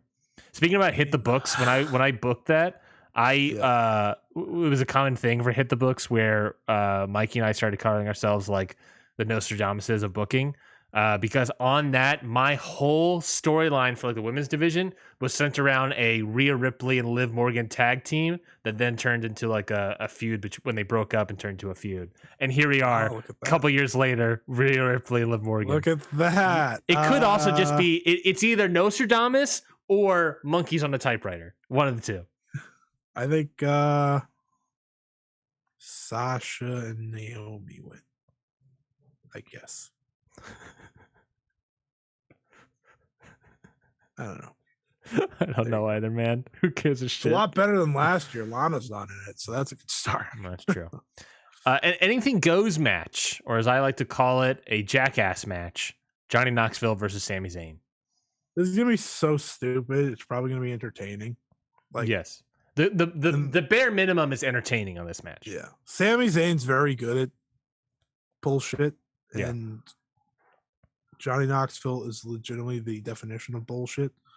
Like that's his entire like gimmick of jackass. So I'll be entertained. It's the celebrity match I'm looking forward to. I mean, that's true. I think that's, if it was just this one, I'd be more into it. But it's it's the thing. It's Logan Paul. It's the Logan Paul one. Come on. Yeah, that's true. John Knoxville winning, I guess. Pat McAfee versus Austin Theory. In what capacity is Vince McMahon involved in this match? I don't know. Austin Theory wins, I guess. He could be like a special guest referee. Jesus Christ! I'm gonna watch him try to walk down there. Gonna tear the quads again. Oh, maybe it's a good idea. That might be true. Pat McAfee. You think Austin Theory winning or Pat McAfee? I think it could be. I think it should be Theory. I think it's probably McAfee. Okay, I'm gonna go with I'll go with Theory. Raw tag team title match: Randy Orton, Riddle defending the titles against Angelo Dawkins and Montez Ford, and Chad Gable and Otis. Are we going to get a similar match to that one Raw match a couple weeks ago, which was really good? Fantastic. Yeah, I think this would probably be really good too. I'm intrigued that they didn't do Randy versus Riddle like I think everyone expected them to. Randy was probably like, I'm having more fun doing this. I don't feel like being heel, and they were like, well, okay. I mean, they're probably selling good merch and stuff too, so that's also why. Yeah, this should be great. This would actually be a great match. I'm happy Chad Gable is getting a WrestleMania match. Me too. I wish it was more, but I wish it was more too. But I'm just happy he has a match on the card, which will probably be really good. Plus, there's a high chance that sooner rather than later, Chad Gable's name is just going to become Chad. So Chad and Otis, get ready for Chad and Otis down the line. Edge versus AJ Styles. It'll be a good match. I think the build has been crappy, but I think this match is going to be good. Yeah, I don't care about the build. I'm going to be honest. I don't care about the build for this match. The build never mattered to this match. That's also that's the thing about WWE is you have to kind of you have to forget about the build. Which is why I went out of my way to give Seth Rollins credit. Is because he had actually building a match well. Because usually build doesn't matter. Yeah. They turned Edge, whatever, blah blah blah. A lot of people are excited for this match, understandably so. It's like an actual dream match. Who would have thought we were going to get Edge versus AJ Styles? Mm-hmm. I'm going to be the guy to say I don't remember the last great AJ Styles match I saw. I don't. Couldn't tell you. Couldn't begin to tell you. He hasn't had a great match in a long time. Edge, however, had that really great steel cage match with Seth Rollins last year. His feud with Seth Rollins was really good. So I'm looking forward to this one. I think AJ brings his best. This is probably AJ's best, on paper WrestleMania match to date, which is kind of crazy to think about. He's had some crazy ones. He's fought The Undertaker. He fought Chris Jericho. He fought Shane McMahon, which is probably his best actual match at WrestleMania today. He's fought Randy Orton. So it's not like he doesn't have big matches, but I think this will be his best. Edge is still a great professional, still a very good wrestler. And AJ Styles, I'm pretty sure, can still go, but I really don't know. I'm sure he can. Well, to be fair to AJ Styles, I think his last best one is probably that ladder match, that triple threat ladder match on SmackDown, I think it was a number of years ago. To be fair to him, he's been teaming with Omos for a while, so that's certainly part of it. Yeah, no, I think the match is gonna be good. It is Ed, like you said, AJ Styles. The build's kind of crappy, but the match is probably gonna be good. I mean, from the build I've seen, it's not anything special. No. Which it didn't need to be. It's just about the match happening. Yes. That's how dream matches work most of the time. You don't need a build for them. Have you seen a GCW card? Dream matches up and down the card. I see Twitter. They're talking about it. Every match on the show is a dream match. There's no build. Yes, a dream match after dream match, baby. Nightmare match. Winner takes all match to unify. This is what they're saying. Unify the WWE Championship and the Universal Championship. Brock Lesnar, the WWE Champion, taking on Roman Reigns, the Universal Champion. The biggest WrestleMania main event or match. Is it a match? No, let me redo that. The biggest WrestleMania match of all time. Can you do it again? Because it's not the biggest. I do want to stress it's not the biggest. It's the most stupendous. No, that's not what they're saying for this match, though. It's literally the premium live event is stupendous, but this match is not. No, this is just the biggest. This match is stupendous and the biggest. Unfortunately, it's not the greatest match of all time. That's the real shame in here. I can't believe they did that. They called a match. And then they proceeded to not give it the best match of the year for their company. Which is the best part by a mile. Okay. Roman Reigns, Brock Lesnar. You have two great wrestlers. You have an actual feud that's, had a fine build. It's been a long-term build. We talked about it earlier. This is the only title that's mattered. This is the only person that fucking matters in this company. Let's be serious here. Yeah. It's Roman Reigns. It's Brock Lesnar. They have one great match in their history. One great match. WrestleMania 31. I thought that was a great match. They have a lot of other matches that are mostly just F5s and spears. I think they have what it takes to have this be a great match. I think Roman Reigns does some great work. I think Brock Lesnar, of course, does great work. Brock Lesnar is, of course, one of the best ever. I think they live up to it. I think they deliver a great match. Will it be the match of the weekend? I don't know. It can be. It can be if they wrestle the way they should. But do I know if it's the best match of the weekend? I don't know. We will see. I'm looking forward to it. And they will finally get their ultimate moment, because I don't know how many moments we need this. But Roman Reigns will hold both world titles at the end of the show. And then no, I'm just kidding. That won't happen. That won't happen. It would be pretty cool if it did, but it won't happen. Roman Reigns ends the show as the champion for the second year in a row. Yep. Yep. No, this match, the biggest match in WWE in probably. Well, they did Cena and Roman at SummerSlam. So. Yeah, but this match feels way bigger, doesn't it? This match feels way bigger to me. Well, because that match had who's gonna win that match. Yeah, that's true. This match I agree that Roman should probably win here, but you could also could see it. It's Brock, man. It's Brock at WrestleMania. Yeah. This is probably the biggest match since WrestleMania's main event last year. What was it? Was Roman, Edge, and Daniel Bryan. I don't know if that match was that big comparative to this one. It was pretty big. I thought there was a chance that someone will. If we want to think of big matches, I'm thinking juicy big matches that I can sink my teeth into, like this one. Real struggling here. Well, there was an entire pandemic as well, so yeah. So we'll go back to 2019. We'll go back to 2019. Are we talking as big of a match as Kofi versus Daniel Bryan? That was a big match. Everything about that felt WrestleMania. Yeah. Not the main event. Didn't have the main event. Sometimes it was better. I was about to say it's better that it didn't main event. Yeah, that was it's probably the biggest match since then, because you just never know. Should be a spectacle.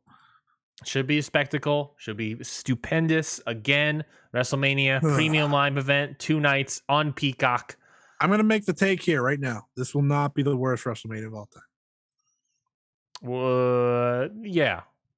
Well, I don't think it can be. I think they have enough good matches that it won't be.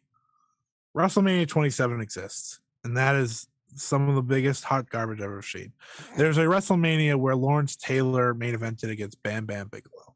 That I don't need to tell you much more about that. There's multiple WrestleManias that are just complete utter dog shit. That especially if they didn't have like one match, like WrestleMania 13, if that didn't have Bret Hart versus Stone Cold Steve Austin, woof. I think this show I agree with you. It could be a great WrestleMania, but I think it's like teetering on the edge. That like if the matches don't deliver, then it's shit. Yeah. I mean, I think it helps that you're guaranteed a moment with Cody. You're guaranteed a moment. But what imagine if Cody doesn't show up, then they're fucked. There we go. You might see Cody on Dynamite this week. They're fucked. Cody's facing the bunny. He's gonna be in the Owen. Oh boy. Man. Well, we're finally done. So let's go to bed. This was a long show. I overslept. Yeah. I want to go to bed. If you've ever wanted a 3-hour Ring Post radio, well, you got one, baby. You did. And you'll probably get one again next week. So thank you all. Next week's weird. I have no idea how that show's going to go, because tell you what, we're not recording after WrestleMania night 2. That's for sure. No. Not worth it. Not worth it. So we'll figure that out, and we'll let you all know. We'll see you at very least next week at some point, next Sunday at some point. Ice cold takes for you. Yeah. But we'll see you all then. Scotty, anything to plug? Follow me at Scotty Wrestling. Trying to think of the other thing in my head that I can't remember. Match of the week. Do you have a match of the week? Oh, do we want to do matches of the week here? Match of the week that we didn't talk about. Good luck. Good luck, man. We talked about everything. Kento Miyahara versus Shuji Ishikawa from All Japan Pro Wrestling Champions Night 3. That was fantastic. That happened on Monday, so it counts. There we go. I'm gonna say Adrenaline in my soul. Holy fuck, it's Cody Rhodes. Adam Cole versus Jay Lethal was very good. We didn't talk about that, but that was a very good match. Oh yeah, I forgot that existed. Yeah. I'm also making my way through Crockett Cup, so I've watched night 1. Well, you're not going to get anything from there. That's for damn sure. Crockett Cup was NWA so in the dirt that we didn't even talk. I didn't even know Crockett Cup was happening. I've been watching NWA. Literally, I've been watching the NWA TV shows on YouTube, and I had no idea the Crockett Cup was last weekend. It's not even good enough for in the mud. It's in the dirt. I did hear that night 2 was actually pretty good, so I'll be the judge of that. Don't lie to me. It wasn't good. NWA stinks. It is the worst. Don't lie. Don't even put yourself through it, man. Just don't. I know you're going to, but don't. I gotta watch it, man. Look, man, I only have to watch 10 matches. Crockett Cup night 2. Oh my god. I only have to watch 10. The audacity. The audacity. 3 of the matches are Crockett Cup matches. Every other match is a title match. They have 6 titles in this promotion. What a company. What a company. Is that even a company? I don't even know what it is. It's a joke. That's what it is. Crockett Cup night 1 ended 5 minutes early or something. It's like 15 minutes early, and they had to stall for 15 minutes. Honestly, that is incredible. The fact that they were able to finish early, not late, early. That is an accomplishment in itself. But then and then Billy wouldn't cut the feed. He was on the commentary poking like this was happening tomorrow. Get ready, hard sell into the camera. He wouldn't cut the feed. I hate that company. There you go. You got a little bit of everything today, folks. So we hope you appreciate it. See you all